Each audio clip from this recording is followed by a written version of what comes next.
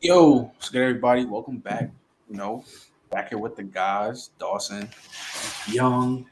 Back here with Champ. My boy Donnie finally put up to a show on an NFL show. I'm here with my big headed brother. Shout out Aaron. Shout out my boy Manny. The other Aaron. Good. Nah. How y'all feeling though? Good, man. Feeling Good, great. good. Feeling I'm doing. great. I'm doing On good. this bipolar Georgia weather as usual. Yeah. So let's get it going on. This happened today. Colts released Shaq Leonard, and I'm gonna start with you. I'm starting with you, Trey. Where do you think the what team makes the most sense for Shaq Leonard to go to? Did you really ask that question? What team is it? You know, Philly. you you know it. Even if it wasn't the best fit, you know Howie Roseman is like, oh, you have a high profile athlete that you no longer want.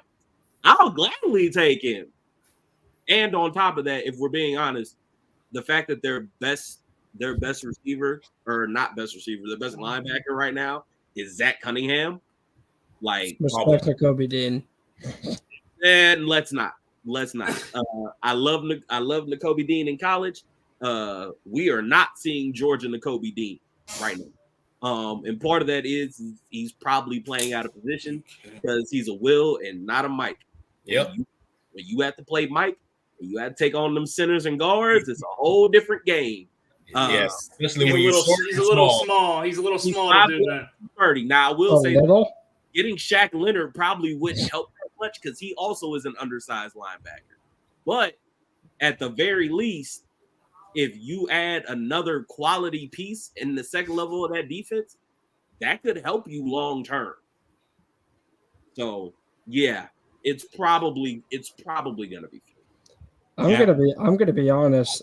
If he, Right on. I don't think it really matters where he goes. Like, it's so unfortunate, but I just don't think he's the same caliber player he was. Like, those injuries are just killed him, man. It's so unfortunate because he genuinely was. I don't know if he was ever the best linebacker in the league. He was Top damn five. close. He was damn close. He was consensus. It's First probably three, top 4 two. years of his career, top three linebacker in the league. It's so unfortunate because he was awesome. Like, he was on his way. Like, he was on his way to a Hall of Fame career. Like, that's how good he was. But just the injuries caught up to him. He didn't really play that much last year, but the snaps he did wasn't good. He comes back this year, and I'll be honest, it was ugly. Like, those snaps were ugly. I feel terrible, but that's the way it goes, man. That's how football works. But hopefully he can get another opportunity and shine somewhere. I just don't know how much left he has because that time in Philly towards the end, I feel bad for him, man, because those injuries really caught up to him. Champ. You know what? I guarantee you this is going to happen. I guarantee you the 49ers are going to swoop in and take a whim on him. I guarantee you. Because every time somebody either gets released or traded, they are involved in one of the two. Especially when it comes. Remember, they was involved in the Randy Gregory trade. They was involved in another big trade that happened with Chase Young. So anytime one of these former star players come along and we're asking where they're going, I can guarantee you're going to hear 49ers conversation right about 6 a.m. in the morning. Young. Yeah, I mean, I think the 49ers checking on everybody on defense. I don't think they really have a fit with him because they don't really run a lot of base. They are a big nickel team, and that's what Dre Greenlaw and Fred Warner, they dominate. So I don't know where he kind of fits in that unless they're just trying to go heavy base. I don't think so. But, I mean, I think the Bills should check in just with Matt Milano going down. I just don't know if he has it still. Like, from what he's shown, he's lost a step, maybe two, just because the back. And then, again, that's a back injury. It's hard to come back. I was about to say when you have a back injury, people don't realize That how back injury is serious. Yeah. People don't realize how debilitating a back injury is until you have one. Yep. Even the most the most medically minor ones that you can think of for a regular human being, if you have like a herniated disc or something like that, dog, your life is hell as an average human being. As an athlete, specifically one that's playing a collision sport where you're constantly pounding that lower back, and you're not like your spine's basically getting crunched every time you make a tackle, which is your whole job. Yeah, bro. And that's a little dude. Like He's he's not a big guy compared to a normal dude, a normal person. But like as far as linebackers, he's not a big tiny. linebacker. Yeah, he's more of a hybrid type of guy.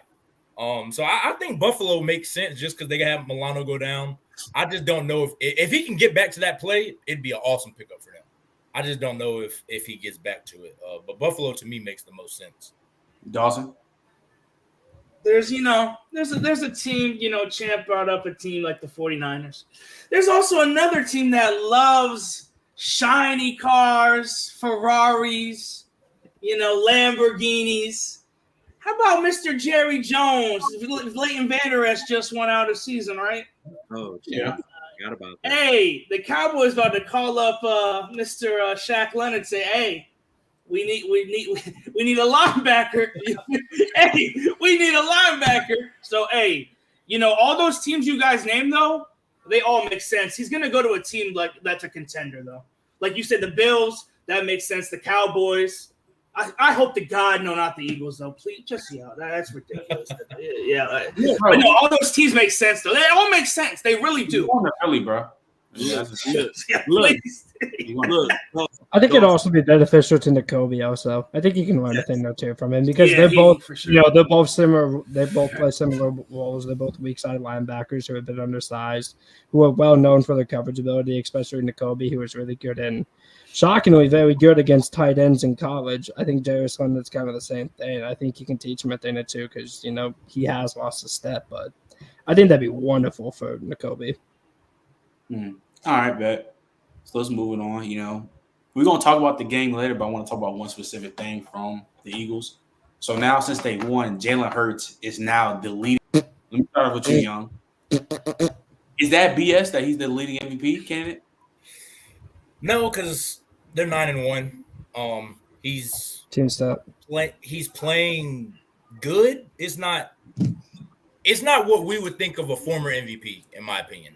Look, Bro, the fact that you had to say he's playing good, he should not be in. I don't know. It's BS, yo. Come on, yo.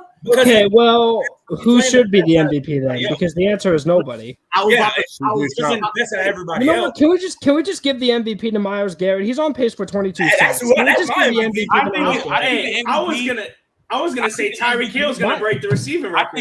think the MVP. Either way, right now- Tyreek is going to break the receiving record. Maybe Myles Garrett gets 20 plus sacks. Can we have one of them the MVP? I and think another the quarterback? MVP candidate is Myles Garrett.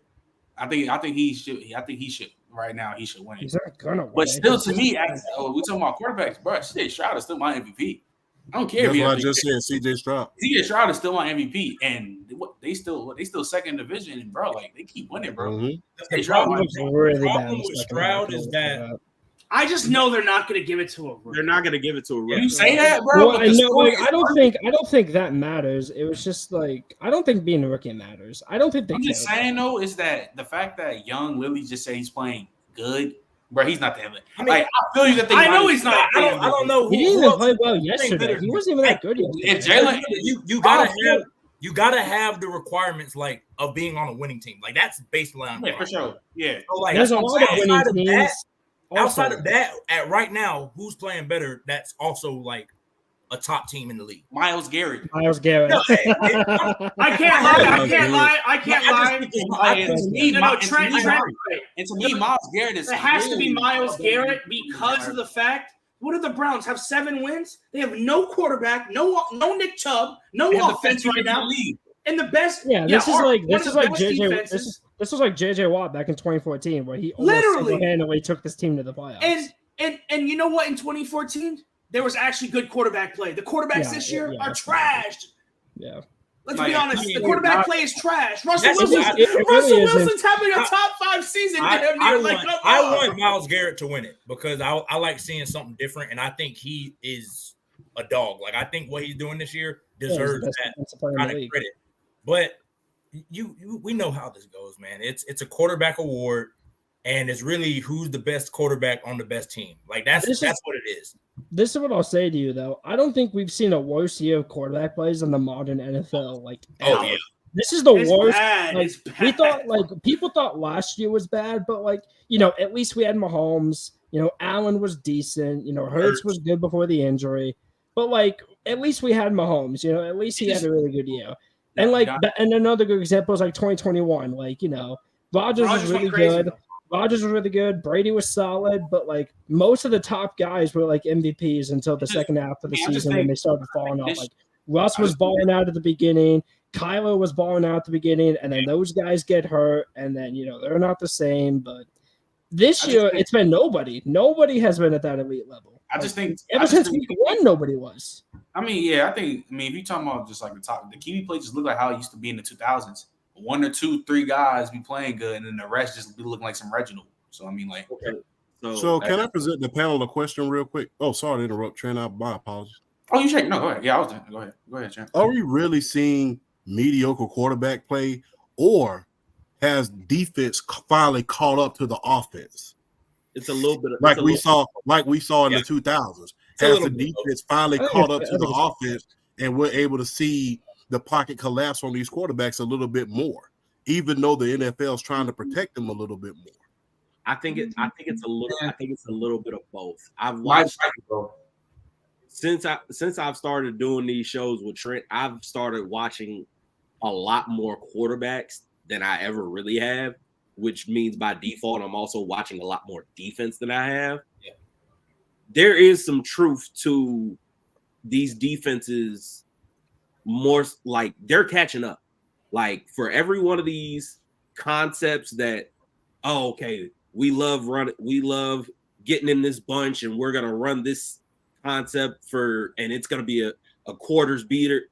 They have adjustments for the adjustment for the adjustment. Like it's gotten that cat and mouse game is starting to go. Now I'll also say this: there's also been a lot of movement with some of these quarterbacks. And there's been some growing pains. A prime example of that is the Chiefs. Like, we're seeing that offense does not look the same. One, because the personnel is falling off, and because Eric Bieniemy is not designing those plays. Yep. Like, the thing, like, people gave Andy Reid so much credit, and I'm not saying he didn't deserve it, but I have said this for a long time. The best Patrick Mahomes that we have ever seen was with Eric Bieniemy. I'm not saying the one that put up the most stats. I'm saying the best football player, like the guy who went out there and straddled the line between being a magician and being the ultimate game manager. Yep. That was under Eric Bieniemy's tutelage. Now that he's not there, you see the lean. He's starting to lean a little bit. Exactly. That offense don't look the same. Even this is also the worst group of weapons he's had. No, this is definitely the worst. Like I said, the personnel falling off. Like that. But even night and day, even this past like from last year, what's really the difference in personnel from last year where Mahomes won? No. Look. I really think people were underrating Juju's impact. I was just about to say. I agree. I do agree with that. I know. We make jokes about Juju and no. Stop. Right. I know we make jokes about Juju and he's TikTok boy, blah, blah, blah, blah, blah. At least last year, when Patrick Mahomes threw him the ball, he caught it. He did. He actually caught the ball. He did. Look, did he do everything with why are you making that look? They just had like 7 drops yesterday. Okay, but hold on, wait. Didn't Juju have 1,000 yards? Okay, no, he didn't. He was close. He was at like 9. He was like 970. Juju did his job. You know what do to that? Congrats. You're a wide receiver. I'm sorry. Yes, but I'm gonna be honest. That's what they're missing in case. They literally just need that. Juju was on that team. I think this offense is a lot better. Hold on. This is the point I'm trying to make to you, Trey. Because to your point, the quarterback play has been down, but also we're seeing multiple games. We saw it earlier with Lamar Jackson and the Ravens against the Steelers with his 8 drops. The first game, Kadarius Toney dropping that ball, and the Chiefs leading the league in drops. I was about to say the Chiefs have played 10 games and have 26 drops. That's 2.5 drops. Lead the league a game. The Chiefs are they like by far number 1? Yeah, Packers second. think Packers are second. Hold on, I'm gonna check real quick. How about the Chargers dropping every pass for I was Herbert just and about to bring up the Chargers. Like this is like Quentin Johnston.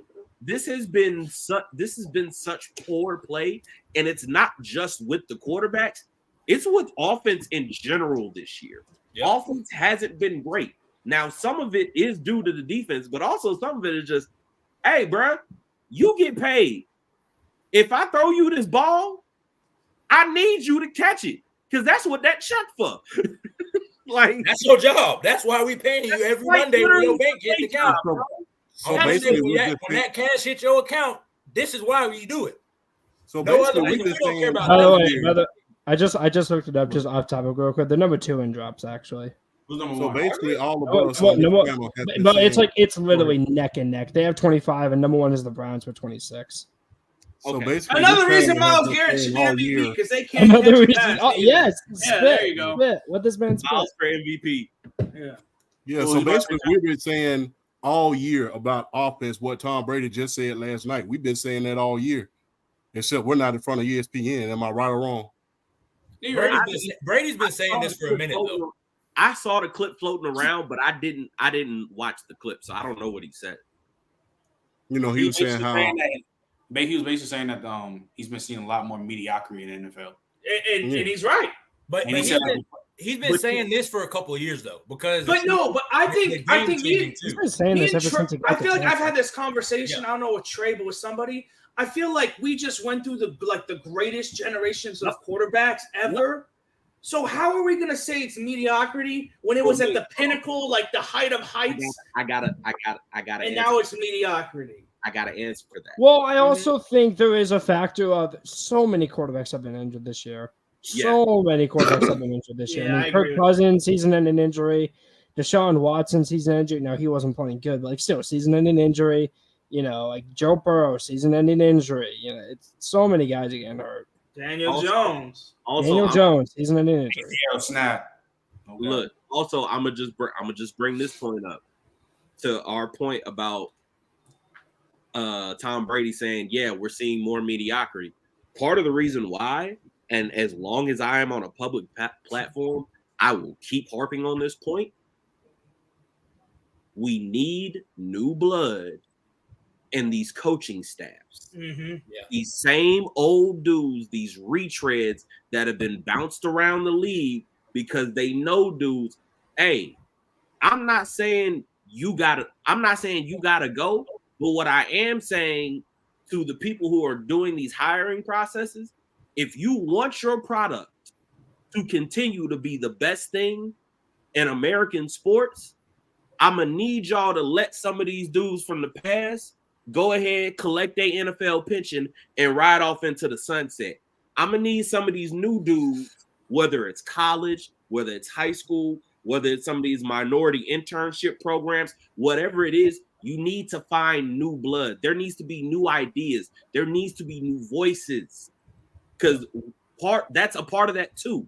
And that's a part of it that doesn't get talked about enough.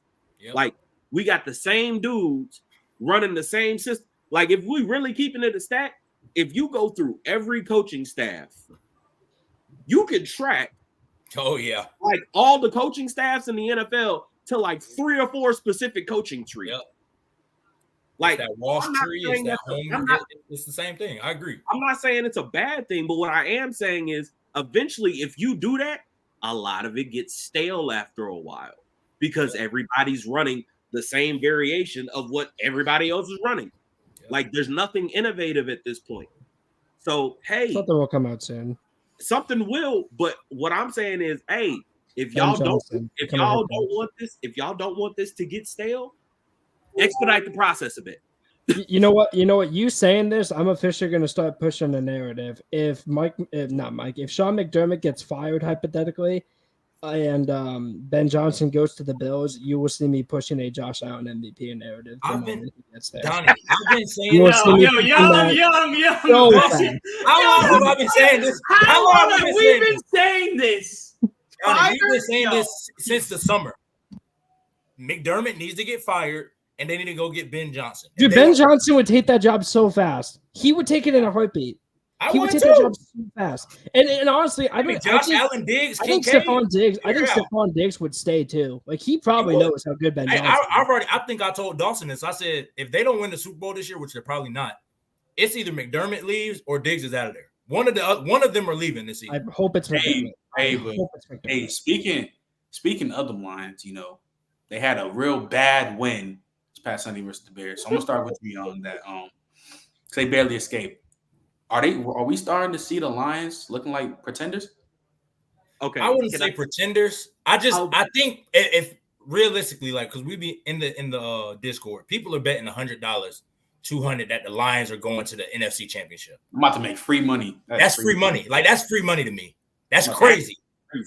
That's crazy. So they're getting there. They're pretenders. If that's the standard you got them at, they're pretenders. I've just said they can win one game in the playoffs if they're hosting. And then they're bounced, in my opinion. Like, that's what I think. All right. So this is what I'm going to say about this. As the resident old head who watched the Lions be absolutely destitute for a large portion of my life, if not... Oh, Dawson, you're muted. Forever! They've been asked forever. The Lions. So yes, they're actually good. Yeah, the Lions are good. We're talking about them struggling against the Bears as a sign of them being pretenders. One, as somebody who has watched a lot of NFC North games, for what reason I really don't know, but I've always kind of watched that division. That's a game that if you've watched Lions games throughout like the course of like the last decade or so, they lose that game every time. For sure. How bad the Bears are, good or bad, when them two play, it's always a game like that where the Lions get up. It's like, oh, Lions about to spank them. And then slowly but surely, the Bears just start creeping back. And you're like, how are they doing this? And then the Lions piss down their leg and somehow find a way to screw it up. Yep. And this time, they didn't. And I know people are like, oh, well, it's the Bears. No one cares. It's not that big of a deal. No, it is. Because with every other coach, for as long as I have been alive, 3 decades, bro. Like, 3 decades. I've been alive for 30 years. Wayne Fonts years. Every single year of that, they have found a way to lose that specific game. Yep. And now with Dan Campbell at the helm, they have found a way to win that game. That is progress. Progress. Like, that's a real thing. That's a real thing. Like, it doesn't seem like it. No, it is. It's a real thing. Hasn't this team won like aren't they like 15-3 in their last like 17 games? He's changed the culture. I give Dan Campbell that credit. He has changed that culture upside down from what the Lions used to be. Now, do I think they're about to get to the NFC Championship game? No. I'm not going that far. Like, I'm not going. I think right now they're the 4th best team in the NFC. Yeah. I'll put it to you this way. I'll be shocked, honestly, if they get into the playoffs and really win a playoff game. No, I think you'll be shocked if they win. I will. If they're the 4th seed and they got to play Dallas week 1, game Trey. I forgot. That's gonna be tough. Trey, at worst, they're gonna get the 3 seed, which means the 2 teams better than them would be ahead of them, and then Dallas would most likely get the 5th, and they wouldn't play them. So they play one of the wild card teams. They can beat Minnesota, they can beat Seattle, they can beat Atlanta, they can beat New Orleans. They can beat any of those teams. I can't lie. Seattle the last 2 years they've not been able to stop their offense. I think both games they've been played for 40. I don't even know, dude. I'm gonna give it. I don't even know if Seattle's gonna make the playoffs considering their next 4 games. No. Seattle's next 4 games. I sent the picture. Seattle's going 0-4. Dude, they gotta play San Fran twice. They gotta play who else? They gotta play Cowboys and the Cowboys. That's just brutal. That's just brutal. I'm just saying this. Like I said, I've been alive for 30 years. I have never watched a playoff game for the Lions where they've won. I was at a playoff game for the Lions. I was at the one where they played against the Saints in the damn Superdome. It was the game where they lined up 2 corners in front of Calvin Johnson. and then had a safety over the top. I don't blame them. Like, I remember that game. They lost that bitch. I ain't never seen them win one. So until I see them win, yeah, I'm sorry. If they get there, to me, because what I've seen for my life, y'all was fighting for the number 1 pick, not the first seed in the NFC. So you know what? I don't care right now. Like this year, I don't care. Maybe next year, after you add some more pieces and continue to build, maybe I'll have some real expectations. But for right now, bro, the Lions, I'm not sitting here holding them to the standard of the Cowboys and all this. Dog, y'all have been an absolute dumpster fire for as long as I have existed. I am enjoying the ride. Forget the dumb shit. Hey, bro. Hey, go ahead, champ. Go ahead. You know it's bad. Piggyback on what Trey said. When they called Wayne Fontes one of the worst coaches to ever coach in the league, and that was the last time you ever won your playoff. That was the last time was with Wayne Fontes that you won your last playoff game. Tell me I'm lying. Hey, champ, don't nobody on this panel know who Wayne Fontes is except for me. I don't. But speaking of dumpster fires, free Justin Herbert. I thought we were going to talk about my team. Free him. Who's your team, Donnie? This is why people who always bring up the team record between with how Justin Herbert's like, I think, what is it, like, probably I think he's 29 and 30 now. They had a stat, he was like 27 and this and that. I'm like, bro, you guys should have seen me on TikTok. I gotta stop listening to Emmanuel Acho and watch these games. Literally, Justin Herbert's 60 starts. They've averaged 25.3 points per game. Now on the defensive side, they've given up 25.5 a game. Can I say this real quick? Can I say this? Career has basically played with a bottom 5 defense every year. Hey Trent, you ready? Hey Trent, you want a free clip? Because what I'm about to say is going to give you a free clip. So you're welcome. I did research back when remember when the Chargers missed the playoffs because they lost to the Raiders? Mm-hmm. Yes, 2021. Yep, I decided to have a little bit of fun, the football nerd I am. I did a little bit of research. There have only been 2 teams since 1999. That's a long time ago. 1999 to have a winning record despite their defense being bottom 3 in points allowed. The first team was maybe the greatest offense of all time, the 1999 Showtime Rams. Ooh, which, Kurt Warner, the greatest show on turf. The greatest show on turf. Yep. Hall of Famers everywhere. You know who the other team was? The 2021 Chargers. They had a winning record despite their defense being bottom 3 in points allowed. No team has done that since the greatest show on turf. And the thing but people don't think Justin Herbert's a top 5 quarterback. And the thing is, bro, like, people always talking about, oh, you always think Lamar gets it done and this and that. Lamar can go get you a game-winning drive with 3 minutes left and don't have to worry about the defense giving up a 90-yard bomb in the first play. Yep. Justin Herbert has literally played with a bottom 5 defense his whole career. Now, there are some moments where Justin Herbert, there's been times where you've had the ball in your hands at the last moment and you haven't gotten it done. That's all right. That happens with every quarterback. But people always be trying to put all these losses on Herbert. And when we going to start talking about the defense, bro, they've literally been bottom 5 since he's been there. And he's been generational since he got to the Chargers, bro. They gotta fire Bailey, bro. They need to fire Brandon Staley now, bro. They have not had a. They should have fired Brandon Staley after. They should have. I agree. They should have shifted him. Like, it makes me sad because I was a big Brandon Staley fan when he got hired. Like, I know that's terrible looking back on it right now, but like, I was a big fan of him. He did such a good job with the Rams. Yeah, you can say he had all these superstar pieces, but like, you can say that with every defensive coordinator who gets hired as a head coach. Like, I was so high on him, but oh my God, get him out of there, dude. You are wasting, you know what? I'll go and say it. You are wasting a Hall of Fame generational type quarterback in Justin Herbert just to do nothing.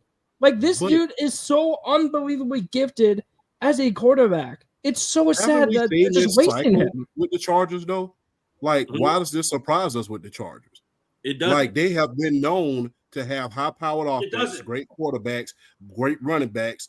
And, I mean, if you even go way back to the 80s with Dan Fouts, then you come back to with Drew Brees. Thankfully, he was able to get out of there. That was a blessing in disguise, the shoulder injury. Then Phillip Rivers, they wasted his career. They haven't really had a coach since Marty Schottenheimer. I keep saying that. People want to dispute that, but they have not had a true head coach since Marty Schottenheimer. They hired Marty Schottenheimer, and he went 14-2 that year. Ben Johnson, please change everything. Go to the Chargers.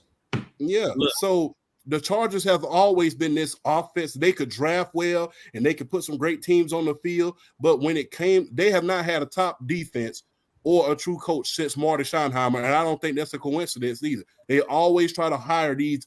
Well, they came out of their shell a little bit with Brandon Staley because he was a defensive guy, but they've always hired these so-called offensive guys that really couldn't get the job done when it mattered the most, and they have essentially wasted a lot of these Hall of Famers' career. Just think about it. I just hate when people be like, "Oh, what has Herbert done to show that he's a top 5 Oh my quarterback?" god, Bro, it makes me so. You should have seen me on TikTok the other day. I was in a screaming He has debate. raised the Chargers organization to where they even should be. Like the fact that he's able to play like this with how bad of a defense that they have is And his receivers dropping passes out the behind. Wait, let me get to this because I don't. Now that we're out of earshot of Mookie, so I don't have to deal with that foolishness. All right.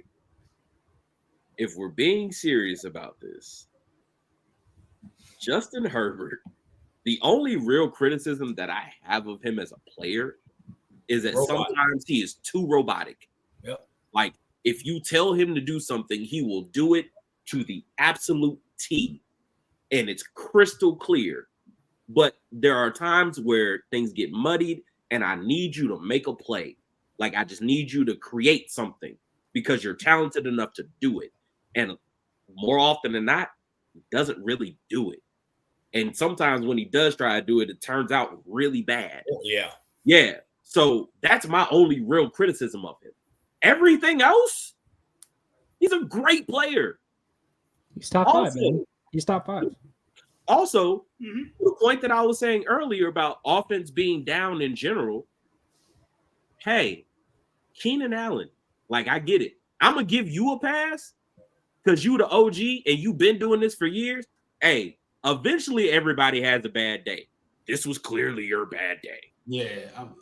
And he's had a good year all year, you know. But, hey, I'm on pace to get like 1,600 yards this year. Yeah, he's about the only thing. I think he still went for 100 that game too. Yeah. So I'm gonna give him a pass, even though, hey, bro, you can't do that again. Yeah. Like, hey, you can't do that, bro. I'm gonna give you a pass. That Austin Eckler run is hilarious. This trade, this is what they need to do. Trade. Wait, hold on. Wait, let me get this over. Quentin Johnston. I'm not even Donnie. You told me that was the right pick that they made. I didn't say that.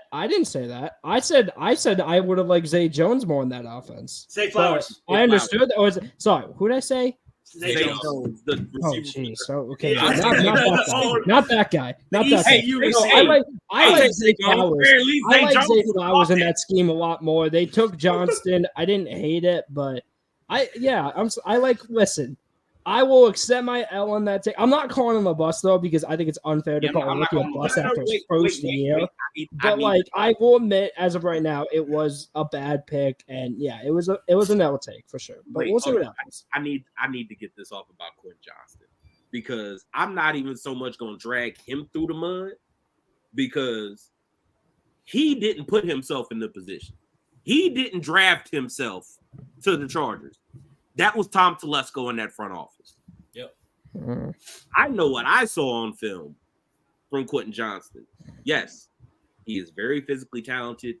For a guy who is that large and that leggy, he is amazing with the ball in his hands. Yeah. But the one thing that consistently showed up throughout his entire career, his hands are suspect. Like, Which is bad that you picked forward. Like, I don't know why on God's green earth you have Mike Will, who's your goat like jump ball guy, the 50-50 ball guy. Like you have the route runner who can kind of do everything. He can beat man coverage. He can play in the slot. He can do. All you had to do was take Jordan Addison. He's right there. He's playing at USC. He's literally in your backyard. It doesn't cost you a single dime to go to USC's campus, send one of your little regional scouts. I promise you the drive with traffic might be 45 minutes in LA. You could have gone and just said, yeah, this kid's real smooth. This kid catches the ball. This kid separates at the top of the route. Yep. The only thing you can say about him is, okay, he's not that big and he doesn't run 4.3. Cool. You got that exact dude on your team right now named Keenan Allen. I was about to say, you got a dude who's a technician at wide receiver who came out in the league. He ran 4.7 at his pro day. You got another dude, okay, yeah, he can run a little bit, but that's all he can do because he's stiff as a board. That's why he can't run routes. Yep. So all you had to do was just take him or literally take anybody else. Or take Tank Dell, like I said, he should have been a first rounder, but I don't. I would That would have been the perfect pick for the Chargers. hindsight is 2020, but I'm sorry, Trent. Like I know Tank's been balling this year, but like I still understand why he didn't go in the first round. I understand. No, but Trent, me and Trent have already said we all agree. The only time he ain't go first round because he's 5'8" and $160. Yeah. We'll also like, you know, scouts care about competition, and you know Houston's a good school. They're now in Power 5, but Trent, I'm sorry, but listen, I'm not saying I agree with them, but that's what they think. Played at the big bad Boston College. I don't want. That's still ACC, man. That's still ACC. Right, wait, hold on. Listen, Trent, I'm not saying I agree, but that's what they think, and you know they do. Bro, I seen Corey Davis go top 5. He went to Eastern Michigan. I don't want to. Look what happened. And look what happened. And look what happened. It's like, we all know drafting is about traits and profile. Like that's what it's about. Tank does not fit the modern. No. And he's been balling this year. I don't want to disrespect Tank. He's been balling this year. 160. Tank's been great. People are going to be worried about you on the outside. Now, I'm not going to lie. 160. Like yeah, maybe. I thought it was at least 185. My bad. No, he's like not. No, he's bigger than 160. He's probably. But no. He's 160 soaking wet. 165. Yeah, exactly. 165. Really? He's wow. I thought he was but that's like one of the if we're talking about the whole league, that's like bottom 5 for weight. Yeah, but the thing is with him, all his players, like I said, Dawson, he might be Ocho Cinco like that's the way he gets off his releases. He runs his routes. You cannot touch him. So like you can't teach that. That's what if you got Ocho feet, Ocho I don't care how big you are. It's like that's the thing that makes Tank, and people kind of ignored it. Even I ignored it. So I was like, can he go to that boundary with a long corner like a Sauce? A long like those bigger corners that do Sauce with you. No. I'm just saying, like people. you already know. Hey, Trent. You know they play the Jets soon. We'll give Hey, him. Trey. The Texans. The Texans. Say it, Trent. I dare you. Say it, Trent. Say it, Trent. Say it, Trent. Barbecue chicken. You will fry him. Hey, Trey, you remember Ernest Gibbons, right? Yup. Doesn't Tank kind of look like him? Hey, I've heard that name in years. Doesn't Tank look kind of like Ernest Gibbons out there? Hell, Tank's smaller than him. That's the thing. Like we have the Ernest Givens, bro. The reason why Tank got drafted where he got drafted is because at the end of the day, we can get on these scouts and front offices all we want to for missing on guys like Quentin Johnston, but the reality is their bosses are more accepting of them missing on a guy like Quentin Johnston, the prototype, than missing on a guy like Tank Dell. If I'm a GM, if I'm going to miss, I'm going to miss big. If I'm going to miss, I'm going to miss on an Evan Neal, an Eric Flowers, a Quentin Johnston, a Jamarcus Russell. One of these guys is big. It looks like everything else in the league. If it hits, you have gold. I was about to say, if it hits, I have gold. If it don't hit, people look at me as like, oh, okay, cool. It might be his fault. Yep. If you take 5'8", 160, running 4.49, which is it's good, it's not elite at the NFL level. Boy, it better turn out like Tank did this year. That's the only way. Because if it don't, hey, buddy, not only are you getting fired, you are quite literally never getting a job running an organization again. That's your ass. Like people ain't willing to be that bold, Trent. I'm not saying Tank didn't deserve to be there because the tape is the tape. Like the tape says first round pick. The body says, hey, bro, if you then you gotta like get me fired. Exactly. Yeah, Trent, you know they probably met him in person and they just like, bro, he's so fucking tiny. Bro, I know he this is tiny. He's yo, tiny. I'm telling you right now, so we can just move this on. Yo, when I tell you, Dawson, these college football takes in the offseason about to feed fan. Oh my, I'm about to it's about to be it was about to be crazy. Because again, Hellfire, you are super crazy for saying Jalen Hyatt should have been in New York. You are I'm so mad. So mad I wasn't here for that episode. I'm so mad I wasn't here for that episode. Because people were saying that Marvin Harrison Jr. should have been what's his name. No, that's what you under Hellfire said that to push the Marvin Harrison Jr. agenda. That's all. He did. I agree, Young. I agree. Trevor, shout out to Ayuk. He ain't one top 15. Brandon Ayuk top 15. Yes, sir. What's up with everyone saying Amon-Ra's top 10? Like, I don't understand. That's not true, but he's top 20. Because Adani, when you have because Amon-Ra's having a phenomenal season. Because he's probably top 10. But a lot of wide receivers. Amon-Ra is closer to 20. He's closer to 20. Yeah, he's closer to 20 than he is to 10. Yes. He's not a top 10 receiver at all. I'd have him like around. I'm not gonna lie, he's like 17. He's probably like 17. He's not even. I'd have him around like 15 range. I don't know. I'd have to like sit down and make. Let me ask you this. I also just don't like making lists. Let me ask you this. You want to do this? Tank Dell or Amon-Ra St. Brown? I'm taking Amon-Ra. Jettos, I'm being honest. Teddy, Tyreek, Chase, Diggs, Brown, Cup, CD, Garrett, Keenan, Terry. Yeah, I'd agree with that. I'd agree. Like Trey, honestly.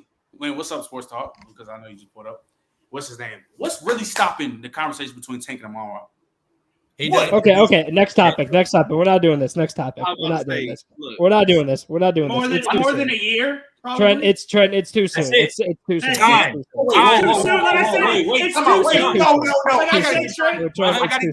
gotta get Donnie.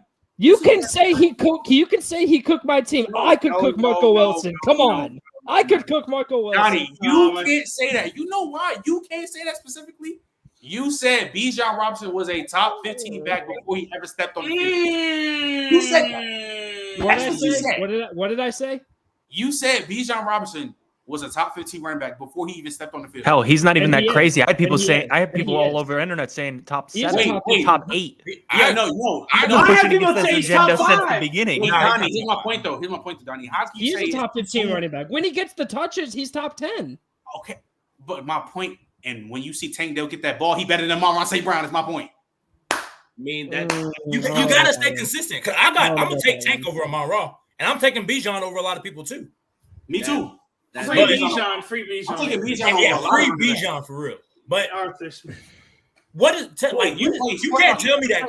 I'm not gonna lie. That route that Tank ran on Marco Wilson, I have never seen Amon-Ra run a route like that. I'm being completely. I mean, yeah, Tank is a clearly a better route runner than Amon-Ra, and he's clearly had better yet. The only thing I'll say as of right now, I give Amon-Ra is that he's sure-handed like Kel. Like he got yeah.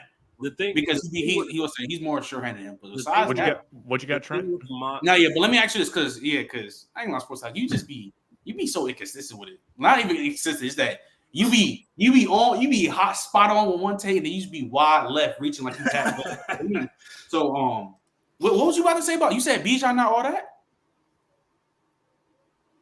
That's not what I said at all. I said Donnie's not that crazy because people were saying that Bijan was top 7 before he even stepped on the field. Yeah, I'm saying that's ridiculous. Yes, people were glazing Bijan before he played the game. Hold on, can I? However, I will be pushing an agenda the moment Marv gets. This is why I said from the beginning, like people that are drafted higher. This is where the what I told you guys about the narrative of people that are drafted higher are just automatically put higher than anyone else instead of actually seeing what they can do on the field. like the first 4 games of the year, people would have still said that Devon Achane was worse than Bijan Robinson, only because of where he was drafted. If they were drafted one spot from each other, it would clearly have been Devon Achane, and no one would have argued it. I don't think Devon Achane is better than Bijan. Yeah, absolutely it is. Close. Wait, hold on. I don't think it's close. It isn't close. Let me talk. It's not close at all. No, Bijan is clearly better. When Bijan gets the touches, he's clearly better.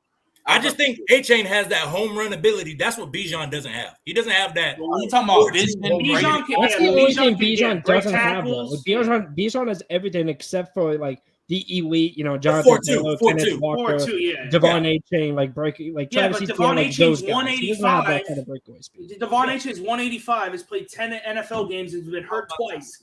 I was about to say, wait, hold on. Let me speak to this for a second, because I get why some people feel the way they do. Like, I don't necessarily disagree with Sports Talk's take about the way we view players based on where they're drafted. I agree with Sports Talk, but I disagree with the take at the same time. Yes. Okay, hold on. Now let's do this. Let's evaluate say it was talent. Jahmyr Gibbs. I evaluate Let's talent. say it's Jahmyr Gibbs doing what Devon Achane was doing. No one would have Bijan Robinson above Jahmyr Gibbs. I have Bijan over him. Why, bro? Hold on, wait, Trey. Hold on. Hold on, Trey. Before let me let you go. Hold on, but in Sports Talk, you know what you're doing. Like I said on the last show or 2 shows ago, you are stat watching.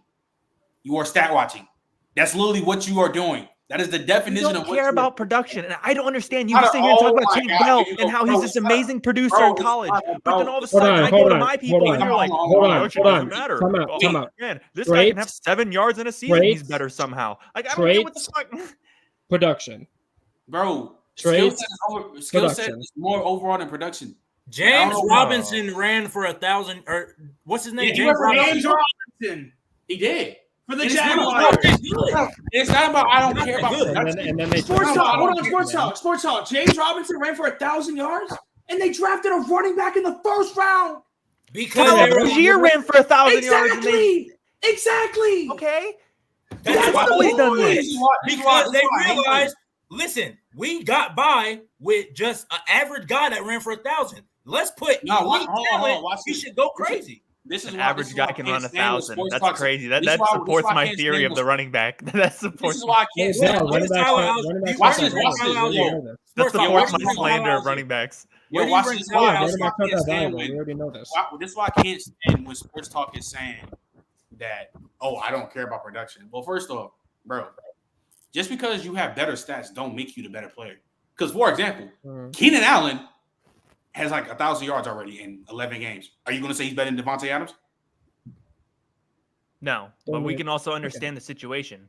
Oh, now you care about context. Now with Devon Achane, Jalen Waddle. Now we care about context. But you're sitting here talking about production, like you can't, like if you're producing, the skill doesn't equivalent somehow. Can you not say that? Can you not say that? What also is helping Devon Achane is that he has 2 100-yard races, 2 Lamborghinis with him, and probably the best play caller in football. You don't think that's not helping him?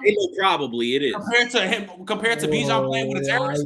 I think you can discredit him just as much for that as you can give credit to Bijan for the system that he's in with his coach. I'm not saying that context doesn't matter. You're saying what I hear from you so much is that, oh, well, because I think this guy's more talented, therefore the production doesn't matter. What I'm saying is you have to be talented in order to produce. Now, we've seen plenty of people that are way more talented that have not produced nearly as much. Okay, watch. And we've seen very super talented. But here's the thing: this is where you start. No one's in the Hall of Fame that did not produce. That's for Joe Namath. We're talking about Hall of Fame. That's for Joe Namath. Not everybody else. What I'm saying though. Okay, that's funny. This is what I'm saying again. We're talking about guys that are the top guys in the league, so they all have good production. They all have great production. What separates them is the traits. What does this player do better than another? I don't care if you run for 300 more yards than me. If I'm the better player, I'm the better player. You can have better stats and not be the better player. We've seen it multiple times. Josh Jacobs just led the league in rushing. Are we going to say he was a top 3 running back coming into the season? Higgins did. Teagan, oh my god, Teagan's delusional. He's a Teagan took it back after 4 weeks. Like, are we going to say that Josh Jacobs was a top 5 running back or top 3? No, I had him at either 5 or 6, depending on where you had Jonathan Taylor. But I said probably 6. In sports talk, I said 6. Sports talk, I think since Jonathan Taylor's been in the league, I don't think Josh Jacobs has ever been better. Never. Never. Wait, what are you talking about? I'm sorry. Wait. Hold on, sports talk. I have a question. The year before last year, so when Jonathan Taylor led the league in rushing, where did you have him ranked? Jonathan Taylor? I got to think of what other guys. So I had it was like Nick Chubb and Derrick Henry. Nick Chubb, Derrick Henry, Saquon would have been that above was the year him. Derrick Henry got hurt and still damn near had 1,000 yards. Yeah, Saquon would have been above him. I mean, he would have been. So you didn't have Josh Jacobs above him? No, like I said, this last year, I had Jonathan Taylor and him right next to each other. This is the point, sports talk, of why we asked that question. Let me before you go, because I'll say this last one for down good before you go, Jay. When we talk about players, we're always talking about the guys that always have the great to elite production. So that's why I said that's why I brought up Cooper Kupp. If you thought Cooper Kupp was the best receiver in the league just because he triple crowned, you're stat watching. If you want to say he was the best receiver that season, that's a totally different combo. When we start talking about overall in these players, but I don't think you could sit there and say that he's not top 3, right? Like, and you said that he wasn't top 3 that season. I think that's absolutely false. And the reason I say this is because you could sit there and go, "Oh, he was force fed. Oh, he doesn't have the talent." At the end of the day, the defense knew who was getting the ball. They just couldn't stop him. You can't tell me he doesn't have the talent. Cooper Kupp has the talent. He's not a better wide receiver than what the receivers I had over him. That's the point. You can have a great, phenomenal year, but if you're not a better player, you're just not that. Cooper Kupp had a triple crown and still did nothing better than Devontae Adams. Besides Jet. That's the only thing you're going to argue between Cooper Kupp. Cooper Kupp had a triple crown, did nothing better than Justin Jefferson. However, we also saw Devontae Adams receive the same treatment from Aaron Rodgers, and Cooper Kupp was still able to get the triple crown. So, I mean, you said what? We saw Devontae Adams get the same treatment from Aaron Rodgers with the force feeding, and yet he didn't win a triple crown. I haven't brought up force feeding not once. That's the thing. No, that's me saying that. Well, Devontae Adams' season, like Devontae Adams' season was more impressive though than Kupp's. Like, it may not have been better statistically, but what Devontae Adams did, how he could get consistently that open in the red zone. Are we not counting the playoffs with that? If we're saying for the season, are we not counting the playoffs when we say that? If you start including playoffs, we're not. Because what Cooper Kupp did in the playoffs was. Oh yeah, Cooper Kupp was bugging. When you start adding play. When I talk about peak, I never include the playoffs because I don't think that's fair. Because the thing is, though, when you start adding playoffs to skill positions, you're gonna start dying on bad hills that you would never hills. You're gonna start grinding. If we start talking about playoffs, Terrell Davis is a lock top 5 running back of all time. Like, he's better than AP, better than LT because his playoff runs were. Well, I don't know. That's why I was asking. Do you include the playoffs and just scale it just the same as like a regular season game? Because I think that's fair. I think that's fair for skill positions. If you scale them to the same magnitude of regular season games, I think that's the only time I talk about playoffs for real is when we talk about quarterback, because they have the ball most of the time. They control the majority of the situation. Skill position, that stuff is all dependent because, like, for example, Barry Sanders ain't playing many playoff games as Emmitt Smith. They on 2-way. One's on the Cowboys, one's on the Lions. Like, that's what I'm saying. It's so. But is it fair to then scale those games as the same as a regular season game for just the skill positions?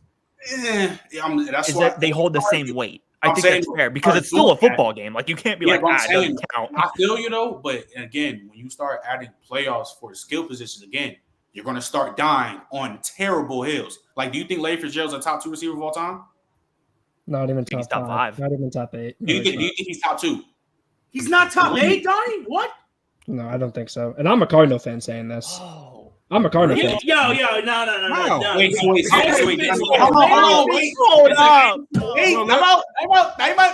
out. That is I can get a perfect clip for that. So you said, so again, repeat. So Donnie, you don't think Larry Fitzgerald is top 8? Isn't top 8? No. Well, he has an argument for the high. You know what? This I'll say. The absolute highest he can be is 8. That is, if you have many higher, that's You're bugging. Okay. There's only one thing I'll say. Name him. Yo, can I give my reason why? Go ahead. I want to hear these names. Listen, I'm the Arizona fan, right? But that's not going to be the reason. This is what I'm going to say. And all the Cardinal fans I know are going to get pissed off at me. I hope they are. I'm going to be prepared for that. I hope they Listen, jump. I love Fitz. I hope they do. Fitz is probably my favorite football player of all time, if not one of my favorites. Here's the issue with Fitz. I value peak a lot. How good were you at your best? You can blame quarterback play all you want. He had Kurt Warner. He had Carson Palmer for a couple years. You can ignore Carson Palmer because, yes, he may have been older. He had Kurt Warner. Name me a season when Larry Fitzgerald was unanimously the best receiver in the league. That's unanimously. Disgusting. Like, he never was. That argument is so disgusting. Donnie, where do you have Julio? He was never the best receiver in the league. Yeah, Donnie was Julio. Okay, so wait. Yes, he was. Yes, he was. So Donnie, let me ask you this. Drew Brees never had an well, argument. also, Julio and AB were better in 2016 than Larry ever was. Let me ask you this. Yes. Wait, what? Wait, what? Yes, in 2016 when they both went for 1,800 yards, those seasons are better than any that Fitz is on. Yeah. That's true. Wait, hold on. For AB, that's true. That's true for AB. That's true for AB. What up? That's true for AB. The reason I asked that is there's never been a year. That is, I will kind of say, yeah, that's probably like if you want to talk about stats and seasons. Oh, stats. Like, when we talk about traits and as a receiver, they're not that far off. It's not a gap. That's what I'm saying. I will give Donnie this though. If the whole propaganda push that Larry Fitzgerald had more tackles than drop catches is technically true. It's technically true. He definitely had more drops than tackles. It's been proven false. Wait, time out. And Durag, I agree with you. That's why I say it's so nasty because I'm gonna ask you this, Donnie. That stat's been proven false. Drew Brees really never had a case of being the best quarterback in football because you had Brady, Manning, 2008, and Rodgers. No. He got snowed 1 year out of do you think Drew Brees has no case of being the top 5 quarterback of all time? No.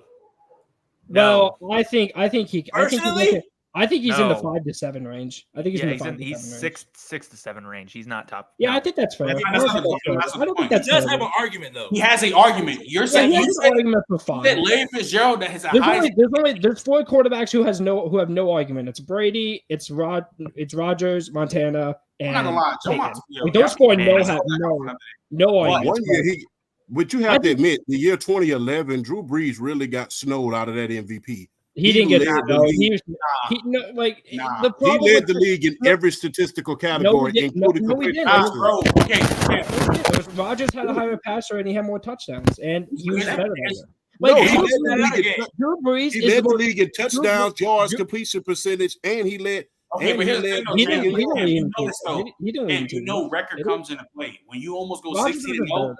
When you almost go 16-0, he sat out a game. Aaron Rodgers sat out. And he sat out a game, and he went like 47-5 or something like that. And you go 15-1, bro. That's the MVP. Brees is just the unluckiest quarterback of all time. His 2 best years are just so happen to be in a year where a quarterback had a top 5 season of all time. 2011, Aaron Rodgers had a top 3 quarterback season of all time, and he was amazing that year. And then 2018, Drew Brees was unreal. Mahomes had a top 5 season of all time that year. So wait, time out though. So because Donnie, give me the non-receivers over Larry. The 9? Yeah. I'd have to pull up my list. I never remember.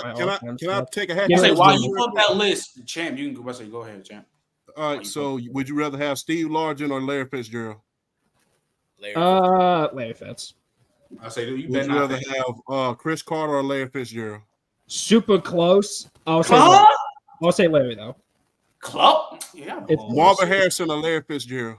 Marvin Harrison. Marvin Harrison. Larry Fitzgerald is better than Marvin. Julio or Larry Fitzgerald?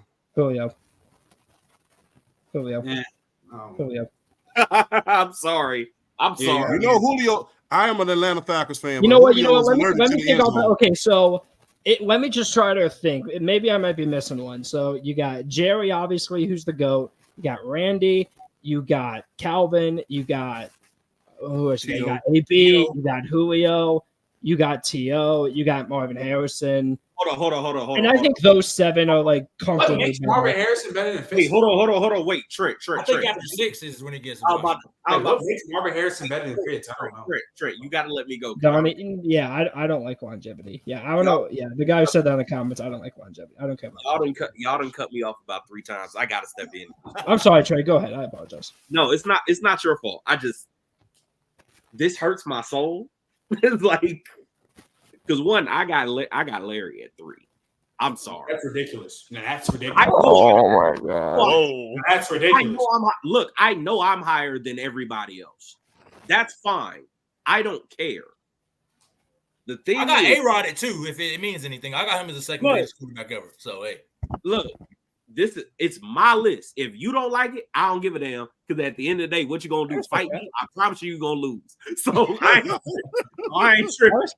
Why was the result to violence? The reason why I have him at 3, it's a combination of things like, again, resident old head. A lot of the people who like to push Larry, they did not get to see Larry in his physical prime while he was playing with that doodle in Arizona. Y'all got to see him when he was playing as an elder statesman with Kurt Warner, who was also an elder statesman, rejuvenating himself at that point. Like, that's what people remember of Larry Fitzgerald. People do not remember the Larry Fitzgerald that was putting belt to ass in freaking Pittsburgh. And then got to the league. Gracious.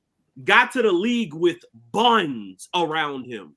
Yeah. Like the only thing he ever had that really helped him was Anquan Bolden. And if I'm being honest, this is so disrespectful to Kurt Warner. Come on, man. No. Look, Kurt Warner was great. He was only there for 2 years. He had 2 good years. That's still 2 years. That's still 2 years.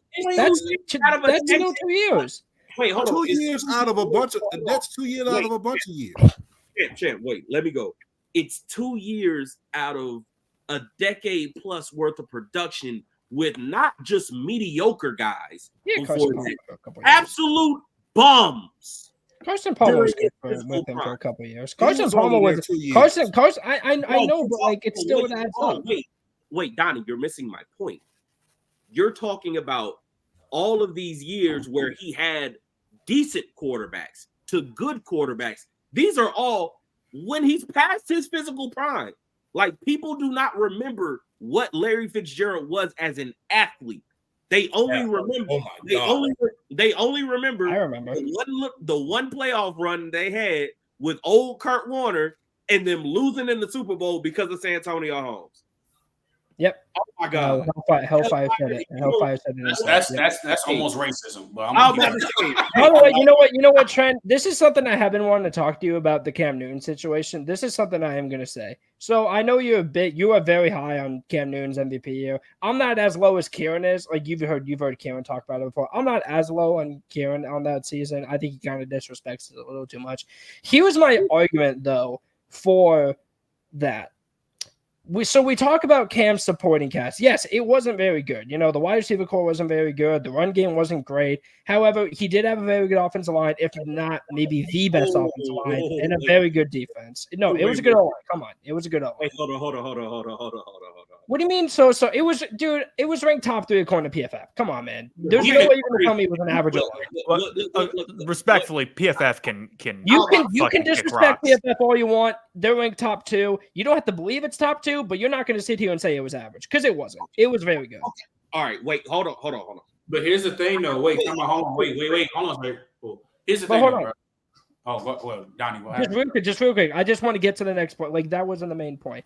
The point is basically Russell Wilson that year. Okay, Russell Wilson that year, in my opinion, that was his best season of his entire career in 2015. I thought, considering the circumstances around him, look at the weapons he was dealing with. He was dealing with. I mean, I'm pretty sure his best weapon was rookie Tyler Lockett. The run game wasn't very good. The Legion of Boom was starting to fizzle out at that point. They weren't at the peak of their powers, and Seattle's offensive line was hot garbage. You want to say the Panthers' line wasn't that special or whatever? The Seahawks' offensive line may have been the worst in the league. And when you look at the numbers, Russell Wilson was damn near close to Cam Newton. So, like, the thing that I always hate is when people say Cam was easily the best quarterback that year. Look at the situation and what he dealt with. I'd argue Russ's situation was a lot worse. And he put up almost as good of numbers, if not better. The thing is, it would be different. It would have been different if the receiving core was like Cam's. because you still had Doug Baldwin, who was giving you 15 TDs that year and still giving you like 1,200 yards. And we all know the route mastermind that Doug Baldwin is. Bro, when you have Ted Ginn getting you 8+ TDs, a dry bus, that come like you can say the wide receiver core is better, but Cam had the better O-line by a comfortable margin. Yeah, for sure. But I'm pretty sure Russ was the most sacked QB in the league that year. We can disrespect the weapons all we want. Greg Olsen was the top 3 tight end in football that year. Like hold on. So, do you feel the same thing about Lamar's MVP year? Do you think that Russ MVP? Well, no, Lamar's MVP years was better than Cam's. Lamar's MVP year, in my opinion, is a top 10 season ever. Yeah, I think both are. But my point is that I think Lamar's season was same thing when you talk about Lamar. Well, Lamar had a really good online, really good. Well, but the thing about Lamar is like, the thing about Lamar was like Lamar put up, and like I care about efficiency stats. Cam's efficiency stats really weren't that great. Lamar's were really good, and the numbers were really good, and he dominated good teams week in, week out. Yeah, the roster was absolutely stacked outside of the receiver core because whether you wanted to deny it or not, that team had 10 Pro Bowlers. That's ridiculous. That is a very good roster. Like Lamar's MVP season was generational. It was amazing. I was about to say most of it was on defense. Majority of them Pro Bowls was on defense, but yeah, I feel you. Hey, I got a question for y'all. Okay, no. Mark Andrews was a Pro Bowler. Mark Ingram was a Pro Bowler and had 3 offensive linemen at Pro Bowl. Oh, I thought you were talking about Cam. Oh, shoot. No. I'm talking about Lamar. Lamar had 10 Pro Bowlers on that team. Because 3 were on the O-line because it was Orlando Brown, Ronnie Stanley, Marshall Yanda, I think Mark Andrews, and then Mark Ingram. Yeah, that was the last year. I believe those were the 5. Yanda played, yeah. Yeah, God, he's so good. But Sports Talk, what are you about to say? If the Jets had a good quarterback, how many Pro Bowlers do you think they'd have compared to right now? Well, Garrett Wilson would be an All-Pro. Garrett Wilson would be a Pro Bowler. No, he'd be an All-Pro. I think Brees Hall would be a Pro Bowler. He would be up there. His stats would be up there with quarterback would be a Pro Bowler. I don't know because I want to. Before we get to that, can we rewind? Because I would never. What does Marvin Harrison comfortably do better than Larry Fitzgerald? I would never understand. Like, what are we really going to say, Marvin? You could argue Marvin's the greatest route runner of all time. You cannot. What the fuck? Yes, you can. You can argue that. I wouldn't say he's the best, but he's top 3 without a doubt. Yes. Without a doubt. Wait, time out. Without a doubt. Marvin Harrison has no case of being the GOAT route runner. Not even close. I didn't say I said I wouldn't put him as the GOAT route. I think it's Rice, but I think he's top 3. He has an argument for being the GOAT route runner? Marvin Harrison? What? You know what? Now that I'm thinking, you know what? This is what I'll say. Put him at 2 or 3. Don't put him at 1. But you can put him at 2 or 3. No, he has no case for top 3. Yes. Excuse me? He doesn't have a case for top 3? Marvin Harrison has. I think people are looking at his. Go ahead. I apologize. Excuse me. I think people are looking at these. Go ahead. I think people are looking at his 99 through 2002 years, and I think they look at his peak right there, and I think that's what people look at when they're ranking him at the top 2 to 3. I think that's why people are looking at that. I think they're stat watching that a lot when it comes to Marvin Harris because 99 to 2002 was arguably some of the best years you're ever going to see by a wide receiver. Arguably, I would say. I'm not gonna lie. I don't know when this Marvin Harrison top 3 route runner came in mind. Let me. Y'all are bugging out, bro. Hold on. I'm not saying that. I think people are looking at that. I've heard this multiple times before on TikTok. I'm like, where did you? What? Am I Stevie Wonder? Like, what are y'all watching to make it seem like Marvin Harris is a top 3 rapper? This is why I got to jump back in on it because at this point, like, I'm glad I don't have TikTok because every time one of these takes come up, it gets to a point where I'm like, who am I going to believe? You or my lying eyes? Like, a lot of the people that are saying this about Marvin Harrison, y'all wasn't alive or coherent to watch him actually play. You can still pull up the games. You can still pull up the games. I watched it in real time. I also watched. I got 10. I got 10. I'm not watching it in real time. Like, I've always hated those arguments because you could just go back and watch them. That's true. I hate those too. And that's an old head take right there. That's definitely an old head thing to say right there.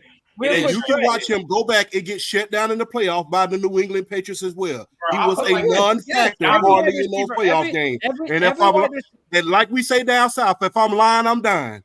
Listen, every wide receiver has its down points. 100%. In every NFC championship game against the same team, you have downtime. You get shut down like that, bro. Donnie, I can tell you 10 route runners. I can tell you 10 route runners better than what's his name. What'd you say? I can name you 10. 10? 10? I can name Tyrone Poole from Port Valley shut Marvin Harrison down in the playoffs. I name you 10 right now. Do you want to hear it? I'll name you 10 right now. Tell it. Say Steve Largent, Trent. Say Steve Largent. Say Steve Largent, bro. Like, stop. Anyways, 85 runs better routes than him. Chad Ochocinco runs better routes than him. Tay Adams is clearly a better route runner than Marvin Harrison. Don't even try to debate it. AB is a better route runner than him. Jerry Rice is a better route runner than him. Amari Cooper's a better route runner than him. T.O. is a better route runner than him. Stephon Diggs is a better route runner than him. Stevie Johnson's a better route runner than him. Steve Smith is a better route runner than him. Are you going to say that Marvin Harrison runs better routes than Odell? Dude. Are we really about to say that Marvin Harrison runs better routes than Odell? Dude. We going to say that? We're talking about a slot receiver, man. Come on. Who? Steve Smith. What does that have to do with route? You lied. What is that? And you just lied crazy. He played both OD. And what does that have to do with route running? No, it's just like, dude, like. Wait, hold on. Wait, hold on. Route concepts in the outside are a lot different than the slot. That's why I don't like him. Steve Smith used to get route concepts in the slot and outside are two different things. That's why I don't like comparing Cooper Cup and other slot receivers. He's not a Amon-Ra St. Brown, bro. He played both, bro. He played both heavily. I'm not saying, but he was much better in the slot than he was outside. And I'm not just defending Steve Smith. We're talking about route running. That's not even, and I don't even think that's true, honestly. That's not true. Again, he was better in the slot. Yes, he was. Okay, wait, hold on. This is why. I'm not saying he was a pure slot. I didn't say that. I just said he was better. You said he was a slot guy. That implies said he was a slot receiver, G. Then let me rephrase. He was better in the slot. I don't look again. This is why the old head take come out, because it gets to the point of who I'm gonna believe. You are my line eyes. I watched that man his entire career. I can go back and watch the games, and that's what I've done. Though you can go back and watch, and if you go back and watch, you're gonna understand the reason why he was regarded as one of the best guys in the league, and why people lauded him so much, despite the fact that there wasn't a whole lot of winning going on in Carolina. It was the fact that he was 5'9", 185. Lining up outside and dogging people. Trey, let me ask you something real quick. Okay, let me ask you something real quick, because I heard you talking about draft, a little bit about the draft, and I could tell, like, you obviously are knowledgeable about that. Let me ask you something. When you are judging, draft prospects and NFL players, what do you think is better to do? Judge the games in person without the mindset of, you're watching a specific player, you're just watching the team, or watch the film. And when you watch the film, you go back later and watch it. That's why I disagree. I'm not gonna lie. I have to see it in person. If I can choose one, I see it in person, because everything looks different. You can see what people look like on tape. But when you're watching the games in person, you're not watching one guy. You're watching the whole team. When you're watching the tape, you're watching one guy. If you're going to watch one guy, you watch one guy. I was about to say, look, it's different. But I get what you're saying. Football games just to watch one guy. If you're telling me, hey, Trey, you need to go watch Steve Smith versus South Carolina, I'm watching Steve Smith. Yeah, every single play, no matter what. I'm not watching anything else. I just feel like I just don't like do that. That's what scouts do. Yeah, that's what scouts do. They go to watch one guy. Yeah, that's there's a difference between scouts and fans. What does Marvin Harrison in his routes do better than Stephon Diggs? What? I'm not saying anything. You mean Steve Smith, Trent? I'm saying, bro. Wait. You think that? I don't know. Because that's what I think you can't. I don't think you can argue Marvin Harrison being a top 5 route runner to me. Yes, you can. Based off what? Based off the fact, dude. What do you mean based? Dude, his release package was amazing. He was clean on breaking routes. He understands different route concepts from the outside and the slot. He had one of the most expansive route trees in that offense with Peyton. So does every top five. Exactly. They're all great route runners. Like exactly. I'm saying though, we're talking about the best. It's the fact that you, dude. To be honest with you, I'm gonna just be very honest. I saw Austin Collie become a Pro Bowler with Peyton Manning. And I'm pretty sure half the folks on this panel don't even know who that is. Here's the thing, though. Advisor, man. Marvin Harrison was almost every top quarterback, almost every top receiver had a top. Marvin Harrison was a great receiver. He's an all-time. I mean, Larry Fitzgerald did it for a lot of years. I'm saying, yeah, he's the only one. Look at all the other ones. Marvin Harrison's a great receiver. He's an all-time receiver. But we're not gonna start dragging somebody's like route running because he was phenomenal. Every top route runner has a crazy route trick. They get out of breaks. Well, that's why I don't really know. That's why I don't really know how you want me to explain it, because all these guys are phenomenal in every little aspect. I think, like, for example, Amari Cooper. I think that Amari Cooper gets out his breaks more than faster than what's the name, Marvin Harrison. And what really separates him is him selling them routes. He's the double move guy. He's the best person to ever run a double move. I agree with that. That's why I'm saying I don't know how we're going to really argue Marvin Harrison being, and I don't even have. Because there's different parts of route running more than just double fakes. Yeah, I know this getting out of breaks and release and all that stuff. Yeah, like that's what. Like if I wanted to bring Coach D on here and talk about route running, because that's my route running coach. He trained everybody. I do it. But I'm saying though, like Marvin Harrison is just. I don't even know he run better routes than Larry Fitz. I don't. Fitz's route tree was never really that expansive compared to Marvin Harrison. I don't think he run better routes than Julio. Compared to Marvin's, Larry's route tree compared to Marvin's isn't as expansive. It wasn't. And I love Fitz. He's one of my favorite players, if not my favorite player of all time. But Fitz wasn't this like, oh my gosh, perfect technician. Like he wasn't. He was a very good route runner, but he wasn't a perfect technician. Hold up. Why give me that look? Literally he was what he not was. A perfect technician. That's literally what he was. No, he didn't wasn't. have the physical attributes like everyone had. Who? I mean, he had the hands. What? Larry. Like, yeah, Larry Fitz. Fast, but yes, he did. Larry Fitz was a freak We're not show. talking like We're not talking like T.O., Randy Moss. We're not talking like Larry Fitz is 6'3", 220 was running 4.3 coming out of Pittsburgh. What kind of traits more did he want? Again, I saw him a lot more later on. I think he was more of a technician than he was. That's what Trey just said. Trey, for this specific instance, Trey's right, because I saw him as more of a technician. This was never like a even when I went back and watched, he he was amazing physically. But I feel like, especially for the second half of his career, what made him last so long is how good of a technician he was. So yes, he had a point of his career where he had the physical dominance, but he had also the later part of his career, like Randy Moss did not have, where he was a literal technician.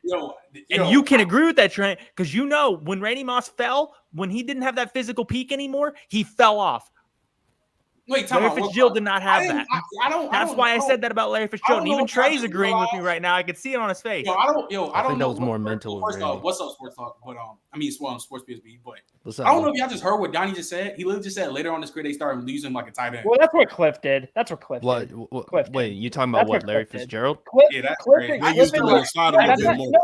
Trent.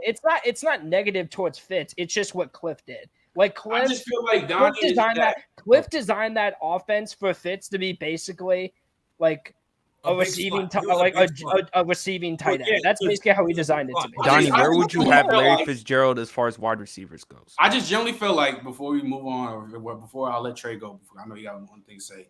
I just generally feel like that Marvin Harrison is great, but when we talk about the top route runners of the game, like getting in and out of breaks, release, selling the routes, even the route tree, because all them dudes' route tree is crazy.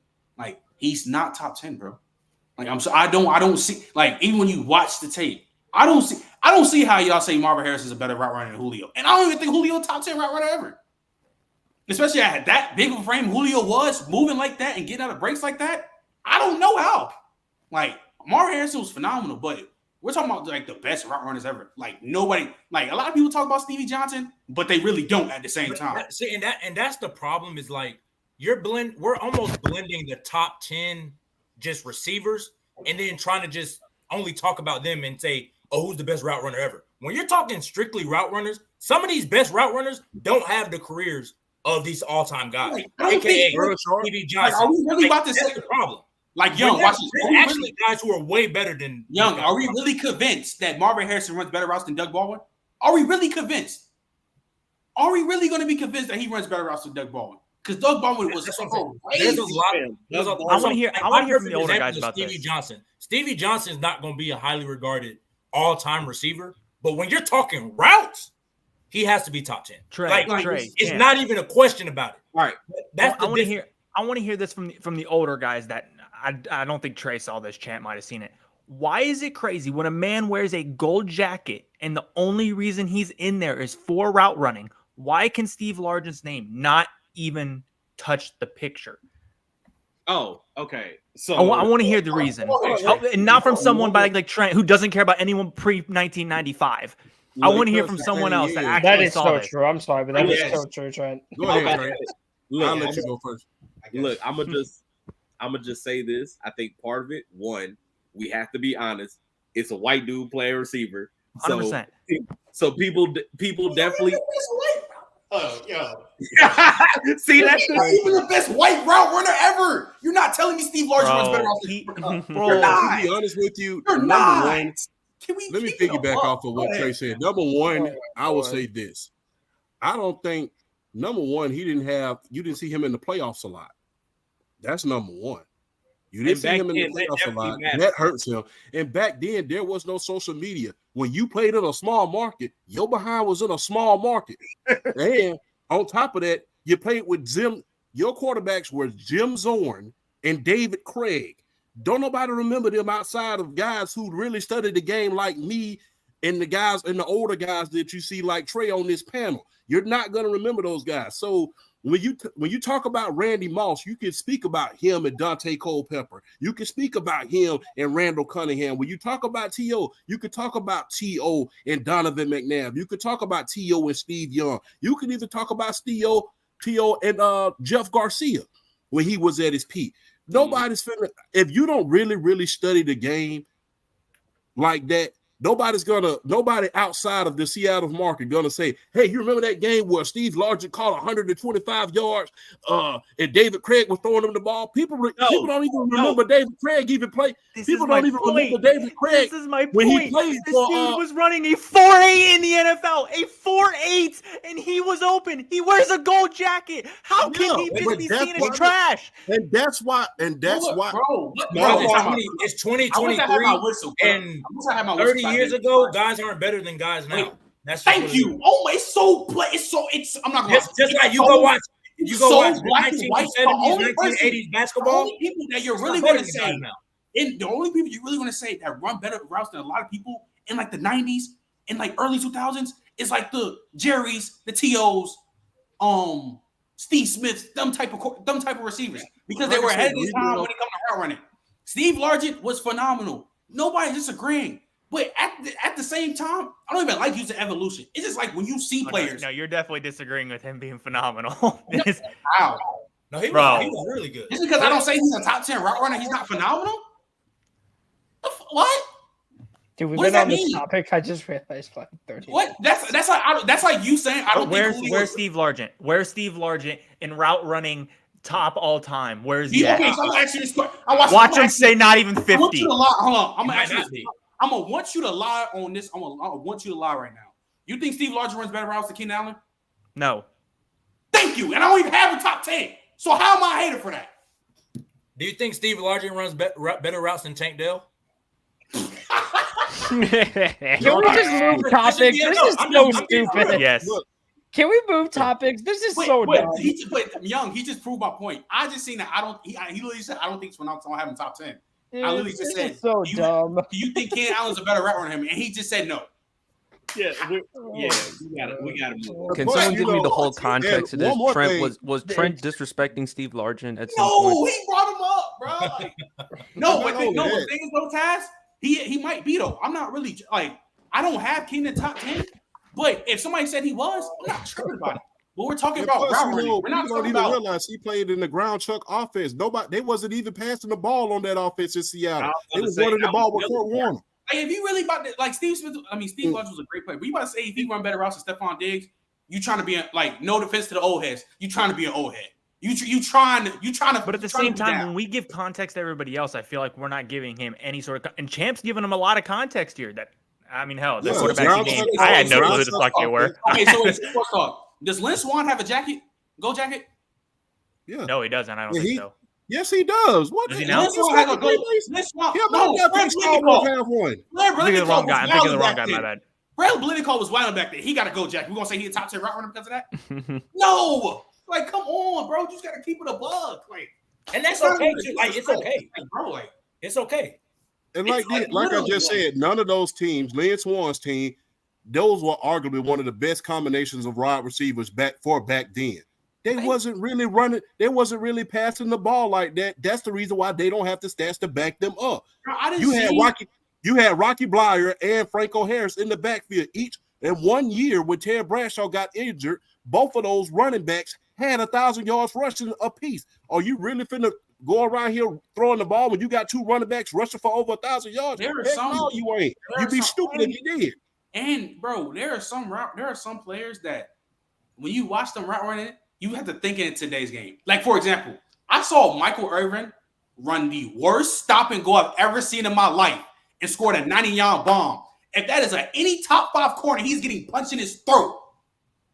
Like you have to look at these route runners too, and like, okay, you was running routes back then, but does it compare to a Doug Baldwin? Does it compare to an Odell? Does it compare to a Stephon Diggs, Amari Cooper, Tay Adams? It don't compare to them. You can have a gold jacket, but that just because you have a gold jacket, you don't get put in conversation that you need to get put in.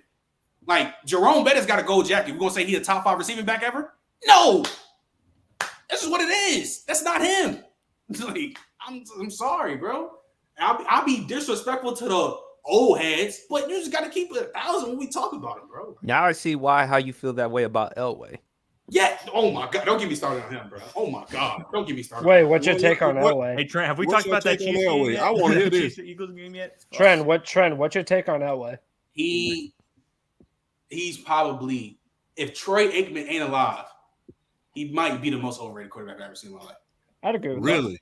I'd agree with that. Trey, you cannot. How do you deal with it? Because Elway's not trash. Chill out. He's not trash. It's that the way how we talk about quarterbacks, just out like in this platform, of course, in Player's Choice, there's no way that Elway should get praised. Because everybody talks about, people getting carried by this and people getting carried. But it's literally, isn't there not a whole Super Bowl run where Terrell Davis had more rushing yards than John Elway's passing yards? He was Jimmy G that Super Bowl run. Yes. Look, and I'm just saying, is that he was. I went back and watched it. He was. No, I'm just laughing because and then people always bring up people always bring up like what's his name, the relative error argument, and what's his name? People talk, they wasn't throwing it back then, bro. If one of them years he almost had like 650 passing attempts and barely got over 4,000. Honestly, I think people pay too much attention. Go ahead, Trey. Sorry. Yeah, go ahead. I'll keep. Then I'll go. This to your point, PSP. This is the reason why me and Trent always go at it, because again, I'm gonna keep saying this. Who I'm gonna believe? You are my line eyes. I'm actually young enough to where I only caught the back end of Elway. You were 6. Wait, hold on. You're right. That's my point. Like y'all said earlier. So hey, I'm sorry. We can go back and watch the games. You know what I did? I went back and watched those games that I missed because I wasn't around for them. And if you go back and watch those games, you'll realize very quickly the reason why he got carried in those 2 Super Bowl runs was because the Broncos organization decided, hey, we're going to do this dude a solid because he carried our sorry asses to 3 Super Bowls. For 3 Super Bowls. I know, and see that. Okay. I accept that. Wait, I'm not done. Like, to your point, the passing attempts, yeah, they threw the ball a lot. You want to know why? Because that's all they had. It was him. It was literally John Elway is the original Matthew Stafford. That is what he is. Like the way people feel about Matthew Stafford is the way that his career went. He got drafted to a team that was not good. They said, hey, Go out there, make something happen, bud. That's all we got for you. Whoa. Wait, that's a Stafford. Like they just give him a generational receiver right next to him. But Trent, that's my point. What I'm saying though, where was the generational receiver while he was young and in his prime? He didn't even have that. Nah, but if you look back at that, they still have some good weapons that play good. Those 3 Super Bowls that he made, I'm going to piggyback on Trey because I'm the old man in this situation. I'm old enough to remember. At least he was a teenager at the time. Trey was 5. No, I'm gonna tell you this. I saw those Super Bowls and I saw those playoff games. Let me tell you something. If you go back and look at that team, the only Hall of Famer that was on that team when he made those 3 Super Bowls was Steve Atwater. That was the only one. He didn't have any wide receivers. He didn't have a running back. He didn't even have an all-pro offensive lineman, if I'm not mistaken. Because Chris Hinton had already been traded. Chris Hinton, by the time he made those Super Bowls, had been traded to the Atlanta Falcons already. Mm-hmm. That's kind of so. And my thing is, they wanted that team to be good around him so bad, they made up a name for his receiving corps, the 3 Amigos, and neither one of them ever had a season over 1,000 yards. So it was basically him, John Elway, and defense. That's kind of nasty though, because again, we're talking about relative to the era, where there wasn't a lot of receivers back then. So the posse didn't exist back then. Art Monk didn't exist back then. Yeah, you can probably name like 5, 7 compared to now, where there's like 23 receivers getting 1,000 yards. What are you talking about? I understand what you're saying, but there was the West Coast. Okay, so let me ask you this, back then. Okay, so Chan, let me ask you this. Yeah. So let me ask you this: like when a quarterback gets to the Super Bowl 2 times, because I think when they played the Giants, he played all right. He played okay. When you flat out have a mean choke job, does that not get accounted for too? Yeah. Again, you lost against 3 of some of the greatest teams of all time. What is the shame of losing? What is the shame of losing against Lawrence Taylor and the Giants? But that's why I said he played. But my thing is though, he played solid. What is the shame against losing against the San Francisco 49ers in their prime? When you're completing in a Super Bowl, 2 Super Bowls on like 38% of your passes, that has to get acknowledged, bro. 38 again. You're playing against. I'm playing against Lawrence Taylor. What do you want me to do? So we're gonna start giving an excuse for losing to a great team, because if that's the case, then Peyton Manning is the best playing against all-time great teams, not just great teams. So the thing is, though, you're losing against the 49ers, you're losing against the Redskins, you're losing against the Giants. But Champ, here's my thing though. Why we start this is because I have another. We start giving out these. Oh, he lost to these big time teams. There've been other quarterbacks like Peyton Manning who've lost to all-time great teams. Are we gonna give Joe Burrow a pass because he lost? Are we gonna give Joe Burrow a pass because he lost to? He had to play against 2 of the greatest defensive linemen of all time. Bro, if you're a top quarterback, hold on, chill out. This is the part that you're missing, Trent. And this is why when you were talking about, oh, we're getting nasty now. No, right now you're being nasty because you're leaving out context. The point that I'm trying to make to you when I say he's the original Matt Stafford is that they literally rolled homie out there for a majority of his career, and it was him and the merry band of misfits. There was never another real guy. So the moment he ran into a real team, yes, he did not play. But wait, hold on. That's my point. He didn't play well because it was literally just him. At the NFL level, that doesn't work, period. Point blank, end of discussion. Career, he had pitches. He had Shannon Sharp. We're going to do you a solid and build you. He didn't get Shannon Sharp to 1990. Let's stop that narrative. What you mean? He didn't get Shannon Sharp until after. Shannon Sharp was after 1990. He had him for a long time, though. From what he had him for a good minute, though. He had him for like 8-9 years. We got to put that in perspective. 8-9 years, but he didn't get him until 1990. It's not even. And Wade Phillips was the coach before. I just don't think that John Elway. Oh, I don't think that John Elway is just as good as what people think. Like, if you think John Elway has a case of being a top 5 quarterback, whatever drugs Tariq or Franklin supplying you, you're crazy. If you think that he's in these, I think the highest he can be is like 10 or 9. Okay, but Trent, do you think there are other quarterbacks you could argue that are more overrated than Elway? Bro, from what I think here's my thing. I mean, Trent, I hate to say this, but you can make an argument for Favre. And everybody kind of calls far already. So he's kind of just like, oh, I already hear it. But like, if everybody calls you overrated, you're not overrated. From what I've heard from the past year or two, I think from what I've heard, especially off that, he has to be by far the most overrated. People saying he was in the combos with Aaron. People saying he was in the combos with Aaron Rodgers, Drew Brees. Like that's ridiculous to me. Like that's not even like. That's like, I don't even think that's out of all of the quarterbacks that he played. I won't even put the Niners in there. Out of all of the quarterbacks that is in the Hall of Fame right now that played in the 80s, he arguably had the least amount of weapons. Dan Marino. Arguably. Because Dan Marino, the Marx brothers, they were fired. I don't care what anybody said. He's talking At about least they made the Pro Bowl. They had 18 touchdown years.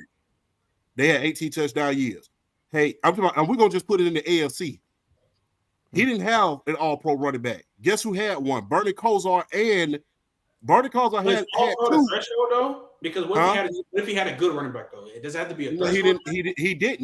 He didn't even have a decent. Just for like, I'm just asking. I know that I'm saying. I'm just asking for like because I know you bringing up all pros and stuff like that. Because I kind of like you can still be really good or just good, and you don't be an all-pro player. I mean, Ernest Wilder was not exactly an all-pro player, but like I said, out of everyone in there, he didn't have that.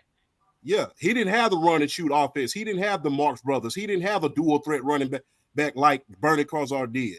He was beating these guys, and he was beating these guys in the AFC Championship, reaching the Super Bowls. And he's getting participation. Okay, never mind, because I'm not about to go there that right. Because the thing is, though, is that y'all are saying this. Who wasn't losing to Joe Montana back then? Joe Montana beat 3 MVPs. But you know why I hate doing that? Because you could do the same. Who wasn't losing to Tom Brady? The only person who's beating Tom Brady is Nick Foles. We're gonna start applying that. I'm talking about the team Eli Manning's getting carried to the Hall of Fame because of that. Who was beating the San Francisco 49ers back then? I'm saying though. I kind of feel like that's sports talk. Just because you don't think Eli is worthy of the Hall of Fame. Yo, you about to get kicked out. No Eli slander. No Eli slander. Eli don't belong, bro. Come on.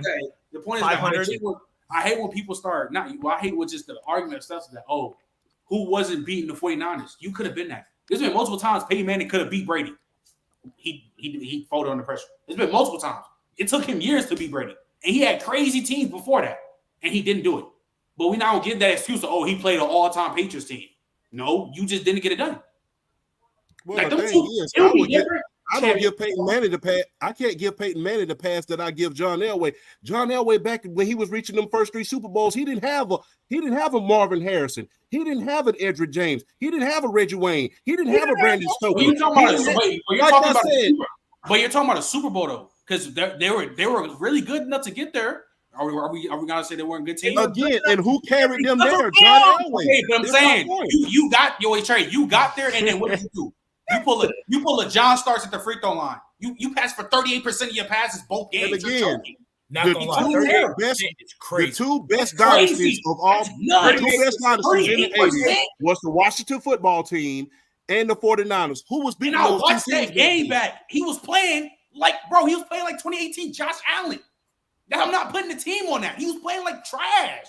Like I get that if the team is better than you, for sure. That's why I said the Giants game, you playing LT, but you played good. You played good. These other 2 games, you playing like Zach Wilson. I'm not hearing no team excuse. Play better. Trent. Okay. So he was supposed to stop Doug Williams for throwing 5 straight touchdowns. That's what Zero Elway is supposed to do. I didn't say that. He could have. Because I blame that on the defense. I didn't say that. That's what it comes back to. I said at least play good. Play solid. Play it. It's up to me, but you're not answering my question though. It's up to me to stop Doug Williams from throwing for 5 straight touchdowns to the posse. No, because that's exactly what happened. Because it was up. It was up 10-0 in the first quarter. Okay, but that's not what I'm arguing. Hold on. All right, look. If you want to tax him for playing poorly in those Super Bowls and those moments, fine, whatever. I won't disagree with that. I'll let you have it. My whole point is that if you go back and look at those teams, the only reason they even got as far as they did was because of John Elway. And it was like that for a majority of his career. So when people talk about the carry job, at the end of his career, you're being disingenuous. Because that was literally nothing more than the Broncos paying back what he had did for them for a decade. So Trey, why do people call Aaron Rodgers a choke artist then? That's not hold fair. up. Hold up. Oh. Wait, Trey, what'd you say? Trey, what'd you say? I asked a simple. I said, why do people call Aaron Rodgers a choke artist then? Because of what? He's carried the Green Bay Packers since I was in the 3rd grade. He's been carrying them for years. And then when he got to the top, what did he do, Trey? All right. What did he do majority of the time? Even though Trent, can I say this real quick? Can I just say this real quick? Because I saw a stat about it about 6 months ago. There have only been like 3 quarterbacks in NFL history to actually win a Super Bowl with like a defense that hasn't even been ranked in the top 10. So at the end of the day, like no one's out here really carrying stuff, man. Like there have been so very few quarterbacks that actually win a Super Bowl without a top 10 defense. Like Drew Brees did it once. Brady never did it. I mean, Mahomes done it. Mahomes did it both times, but like Mahomes did it both times. But you can say, he has maybe the greatest offensive mind in the history of the game. Hold on. Tyreek Hill. We ain't doing that. No, what I'm saying though, Trey, why do people call Aaron Rodgers a choke artist? Even though he carried Green Bay for decades. He's definitely deserved some blame in those championships, but it does get overblown. Like you're telling me the Seahawks won, like that wasn't his fault. The Falcons won wasn't his fault. Honestly, the only one you could blame Aaron Rodgers for the divisional round against the 49ers. Yes, that's the one I truly. The last one against the Niners, that was on him. But all that too, particularly the scramble where he could have run it in for the touchdown. We're giving basically pleas for John Elway not playing good versus these teams. I'm not even though Aaron Rodgers gets labeled as a guy who doesn't get it done, hasn't won since 2010. He gets labeled as a choke artist, even though he's been carrying Green Bay since whenever.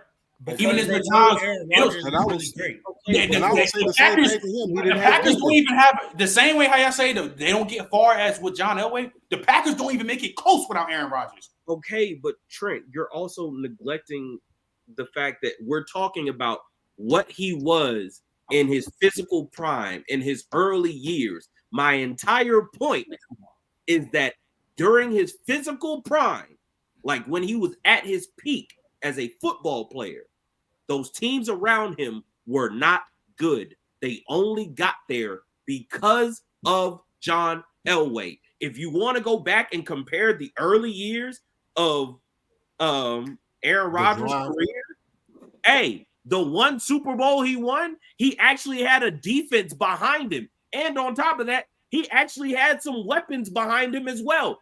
He didn't have that in his prime. That's my point. Didn't I just say there's only been like a handful of quarterbacks who won a Super Bowl without a top defense? My only problem with John Elway is the Super Bowl wins, how he performed are extremely job. That's my only problem. Like everything else, Young, that's fair though. If you want to tax him for being the old man getting carried over the threshold, that's the reason why he's top 10. It's because of the 2 Super Bowl rings.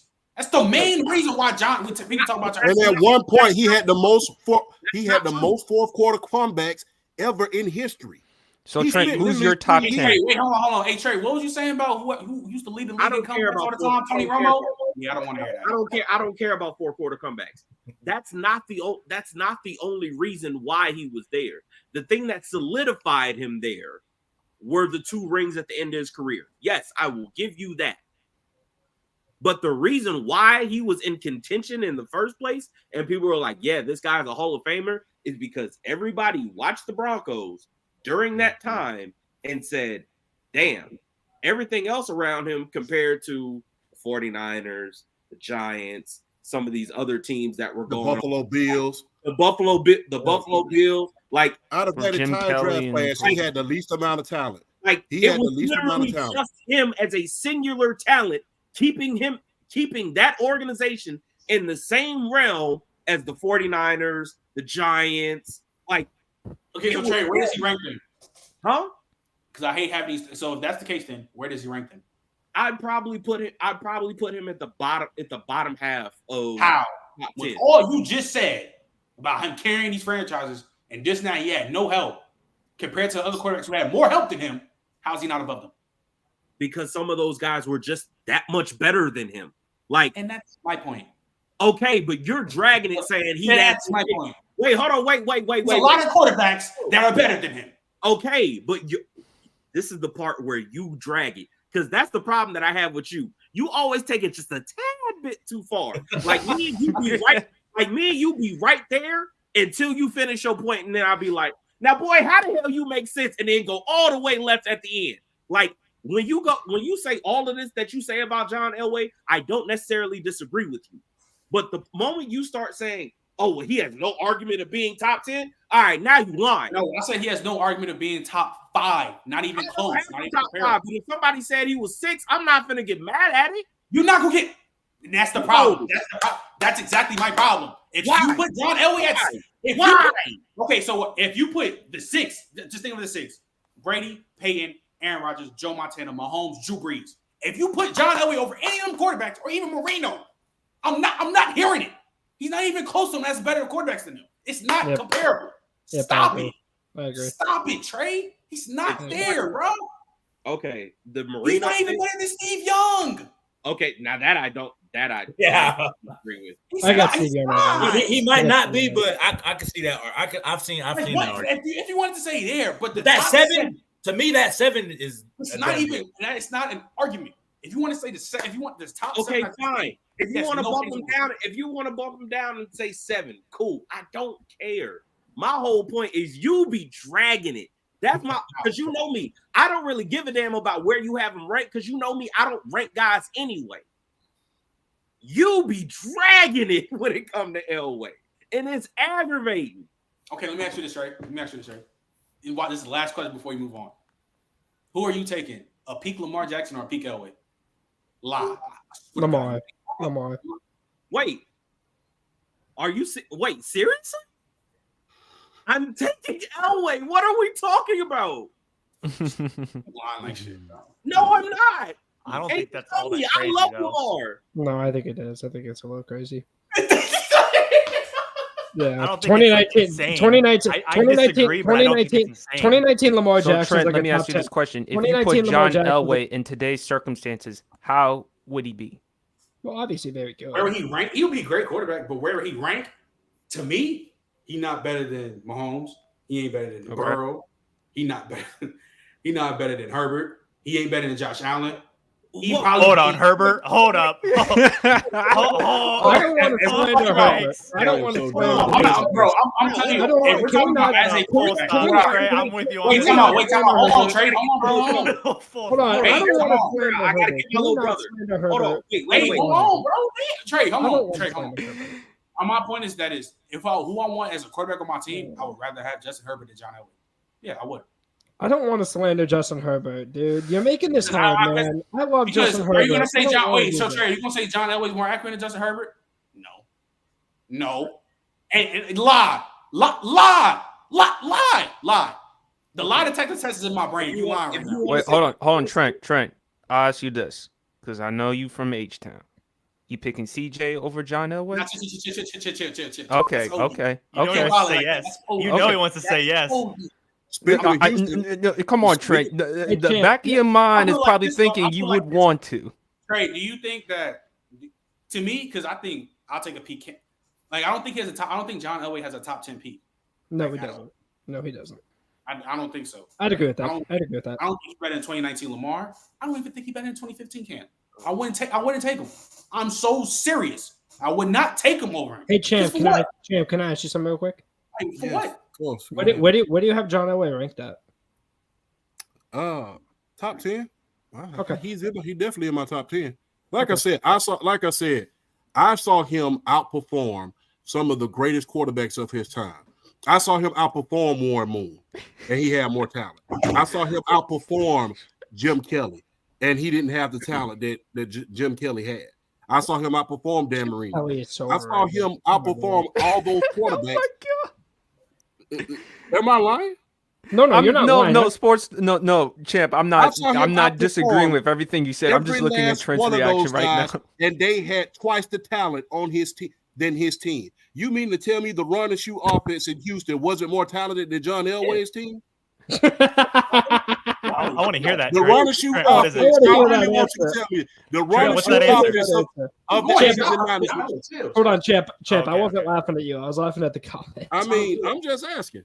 The run and shoot offense with Jack Pardee was more talented than John Elway's team. No, of course it's John Elway, bro. I'm not going to violate the K-Gun offense with Jim Kelly, no Hunter, with the 4 straight Super Bowls. I don't want to sound like Gilbert Arenas right now and start slandering 90s, like the quarterback era, because to me, that quarterback, because you brought up a couple, I know like Warren Moon, to me, he wasn't that good in the NFL, but I know he got taxed because, of course, racism, he came in the league late. But we might as well just move it on, bro. That's why I had to put my hoodie up, because once there we go. We were on this segment for over an hour. W. Yeah, that's fine though. It's great content though. It's just John Elway is not. Yeah, you really hating on them. What about 2005 Carson Palmer? Yeah, chill. Y'all dragging it, bro. Y'all dragging it. That is Carson Palmer's reaching it. Hey, no, Trent. What about 2015 Carson Palmer? I put like this.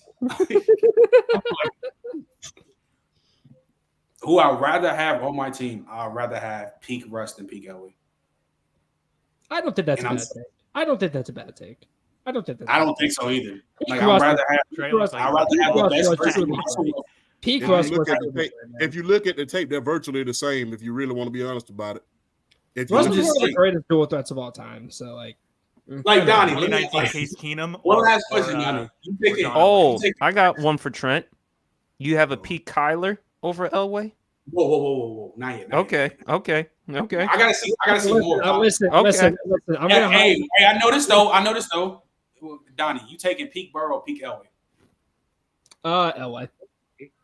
By how much? I don't want to answer that. I don't want to piss anyone off. I think the point that Trey and Champ are trying to say, if you put Elway, if you gave him more help, he would easily be much better. He would easily be much better. I think he would get more credit and more recognition than he deserved if he had more offensive talent than he had in the 90s. Give him more help in the 80s. Who knows? Wait, hold on. This is my thing. Imagine if Josh Allen was playing the way he did when Dayball was there, except there's no Stephon Diggs. Which is why Brandon Katz. I'm glad that Trey mentioned it. Which is why Brandon Katz flat out lied when he said Josh Allen wouldn't need Stephon Diggs to be a top 5 wide receiver. That's got to be the biggest lie I've ever heard in my life, man. Well, Brian, are you saying that? Hold on. Are you saying that prime John Elway is peak Josh Allen? No, peak Josh Allen is so good, man. I'm saying Josh Allen is probably the closest thing that we have right now to what young John Elway looked like at his peak. Like, it's the closest. Is Josh Allen better, or like as far as is he better? John Elway is better. But what I'm saying is, if you're looking for like, I'm not gonna lie. If he's that good, he needs to be. He might be top 5. No. Be honest.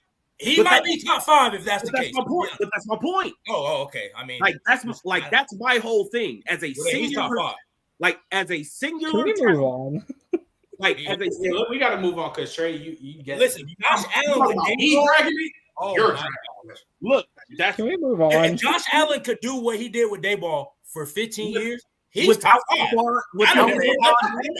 He's top 5. Think about this. We got to move on. Can we move on? Please? Yeah, let's go. All right. So it's crazy. Speaking of the Broncos, Russ and them boys, they 5-5. So does anyone in here think that Russ is looking like a top 10 quarterback again? I guess Russ has not been as good as what the numbers actually say. Russ has not been as good as what the numbers say.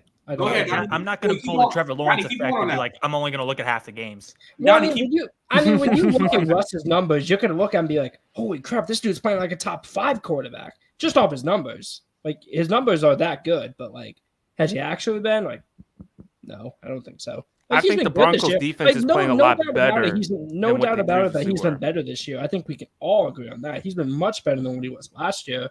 But like, has he been playing like a top 10 quarterback? It has been a down. It has been a down year for quarterbacks, so I'm probably going to say yes. What I would consider a top 10 quarterback, he's not playing like that. Well, I don't think he is a top 10 quarterback. I think but considering how bad the quarterback play has I think I can name like 12 QBs yeah. I'd rather have over Russ, probably 12. Wait, who are your top 10? I would like to hear. I don't like making a ranking like this because it's mid-season. I'll do it. I don't know. Like, okay. Well, here's the question: am I ranking Rodgers or no? Nah, don't rank him just because he hurt. Okay, don't rank Rodgers. Okay. I'll say 1 Mahomes, 2 Burrow, 3 Allen, 4 Herbert, 5 Lamar. I'll say 6 Hurts. I'm Stroud and Trevor kind of next to each other at 7 and 8. Put them either or, it's fine. I'll say Dak 9, and then I'll say Kyler at 10. I think that's what I'd say. No Jared Goff? No, not Jared Goff. No Kirk. Okay. I'm not putting Kyler in there on 2 games. Wait, Donnie, you don't even have Kirk over Russ? No, I'd probably have Kirk over Russ. No, he just asked me for my top 10. Like that's just my top 10. I'd take Kirk over Russ probably, yeah. I think, Trent, bottom line, it's more to do with the defense with Denver. They've been playing better compared to what they previously did when they started off the season. Remember, they gave up 70 points against the Miami's offense. And even though they beat Chicago, we saw how bad Denver's defense was going up against Justin Fields. So the past 4 games, they've been stepping it up. They've been getting an interception each and every game. Russ has been playing better, but it's not like elite like quarterback play. So Denver, they got a chance. I don't know about playoffs. The question is, can they make a playoff spot? Who knows? All right, so let's get this last topic before we head out. It's been a funny day. Yeah, let me give you. You might have to go on your little rant because boy, oh boy, man. Yeah. So this game gave me deja vu to the Lions Chiefs game. Bro, I was about to say the same thing. So, I was about to say the same thing. Are you concerned that you guys won't win the Super Bowl because of your wide receiver play? Do I think that we could have a game in 3 or 4 games in the playoffs and then one of them look like this? Yes.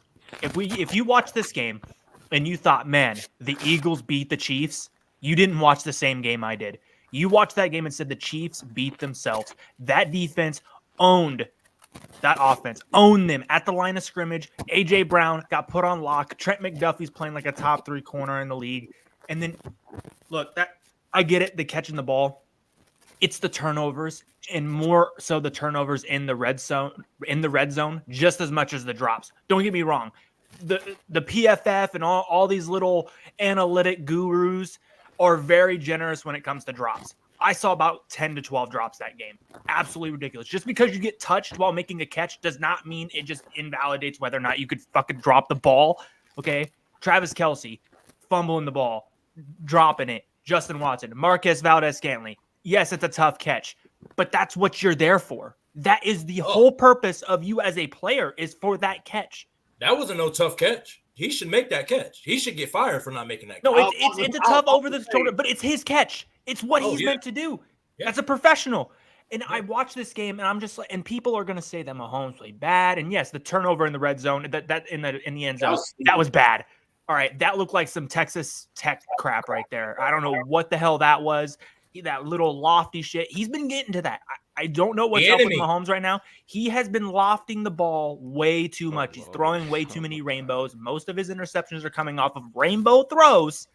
Yep. And I mean, you watch this game, and it was completely ass backwards of what you would think would happen this game. We dominated the line of scrimmage on both offense and defense. Jalen Carter, we were running right at him and putting him in the dirt all game. All game. Fletcher Cox owned all game. On both sides of the ball, their offensive line was getting moved. On our offense, we were running the ball all over the place. Pacheco, I mean, that man looks like he is running for his life every play. I got to give it to him. And then everyone's sitting here saying Tyreek Hill. Y'all, this was 2 years ago. Can we fucking get off the Tyreek Hill shit? Can we get off the Tyreek Hill shit? Yeah, he's not here. We won a Super Bowl. I don't give a fuck about him, dude. He picked $2 million over a goddamn Super Bowl. Can we please shut up about Tyreek Hill?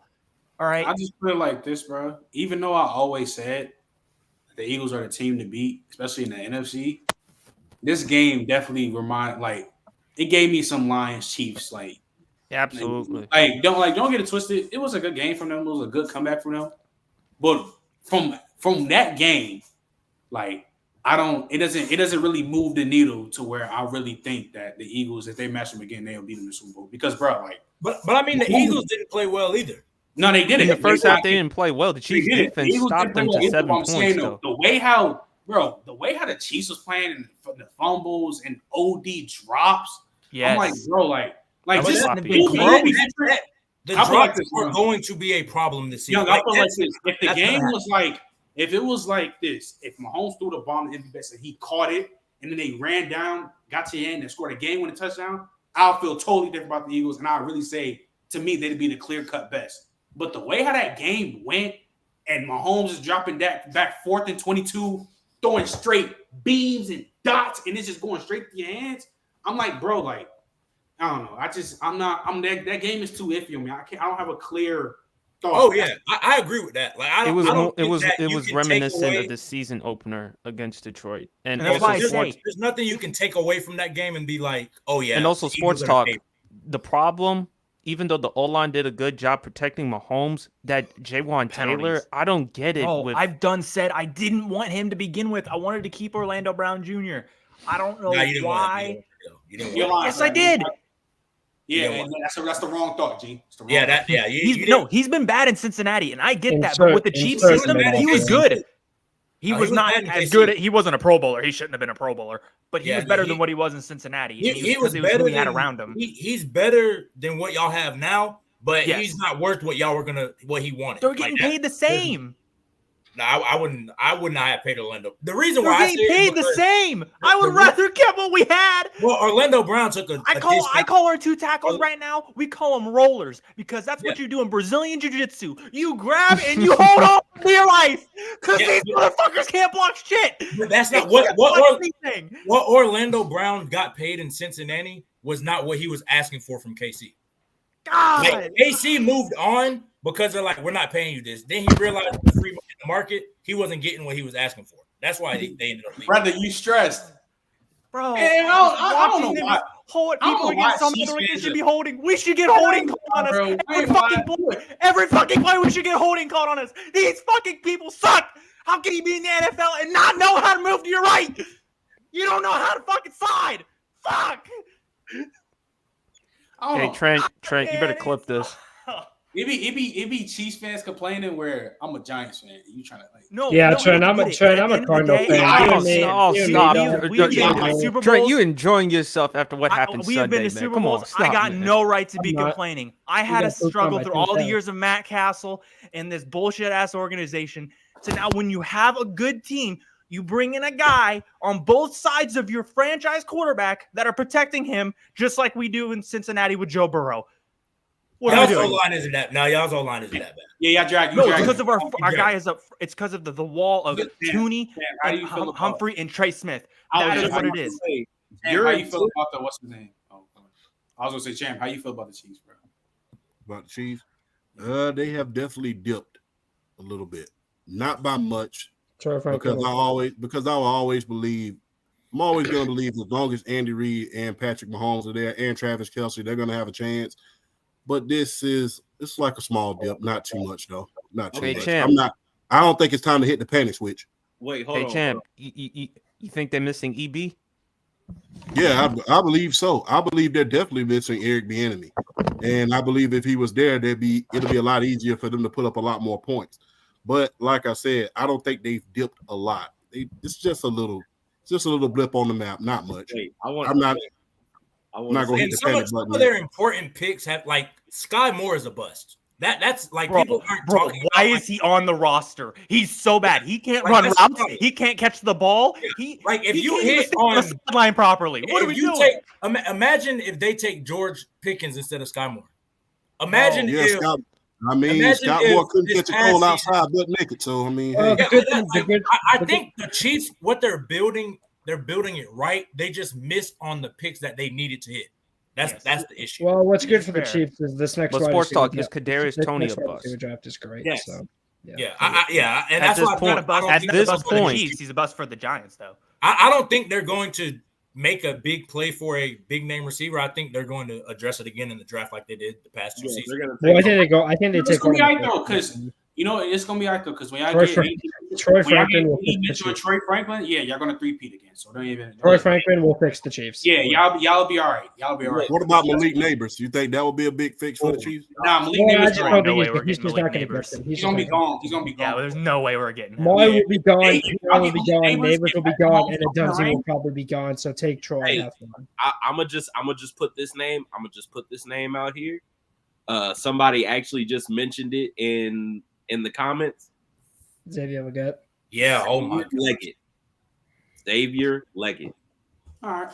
Look, I wanted DK Metcalf when we drafted Mikael. Guess what? Yeah, I did too. And then we drafted Indy Isabella. You're gonna get one that can actually run routes. I don't give a fuck about running routes. I just want someone that can catch the damn ball, man. Well, guess what? Xavier Leggett can do that. So, oh gosh, that's why Juju Smith-Schuster. When people talk about it, people were just slandering Juju last year. The reason why I said he was a top 3 acquisition in the NFL was not because of how good he was. It was because of what he brought to the team in terms of his value. Because he was a possession receiver. He caught the damn ball. He caught the ball. And now we see how important it was for him to be there. On that note, be so stressed out over a team on that's that note, what I just heard, we're going to wrap this up because he is definitely on the K2. But anyway, you understand no, we're not about you understand how much crazy. Thanks for watching. Please subscribe. We can argue this. Next week, but now because I gotta end up. I gotta wrap it up. I appreciate y'all coming out. I appreciate you on Sports PG for pulling up, champ. All y'all pulling up. Make sure y'all tune in tomorrow, and then once Adoree Jackson get off this concussion protocol, we're gonna have that VIP room set up. That's gonna be a crazy one. Mm-hmm. That's gonna be one of my biggest ones. And y'all know how Adoree is, bro. A former 5-star player, USC legend. Like, you already know what the deal is. But appreciate you coming out. Make sure y'all like and subscribe to the video. Make sure y'all what's the name? Champ at PSP Sports Stuff. Y'all want to drop y'all plugs, or Donnie? What's say just say what y'all what's the name? Y'all plugs and where y'all go follow that and stuff. I'll start with you, PSP. Follow me Instagram, TikTok. New video on the Commanders. What should they do? Should they fire Ron Rivera right now, or should they fire him after the season and when the season is over? And should they hand over the head coaching responsibilities to Eric Bieniemy? And no, they should not give Bill Belichick the head coaching job. I wouldn't want that. And Trent, I blame you for Sunday. You probably stick some thumbnails on Sam Howell from them 6 turnovers. I told. Because, people was, I cape for Daniel Jones. People was talking about Tyrod in the Washington game. I literally said, there's 3 things guaranteed in life: death, taxes, and we always going to beat y'all. It doesn't matter who we have at quarterback. Somebody's going to put on a masterclass. We've seen it with Daniel Jones. We've seen it with Tyrod Taylor. And we've seen it with Tommy DeVito. We've seen it with him. We've seen it with him. Oh, now you sold with him. Whole game going crazy. Ridiculous. I'm sorry. Are you done with Daniel Jones? It's gonna be hard now because he tore his ACL, bro. That's just bad. Yeah, Williams season. Yeah. I'm not gonna lie. If y'all get a top 2 pick, y'all are taking a quarterback. Probably. I wouldn't be surprised. But they also said that, bro, like, he's going to be back for sure, this and that. So I can see us do a classic Giant and trade down. I can always say. Trent, here's the thing. Cliff said Josh Rosen was our guy, and that didn't he did. Well.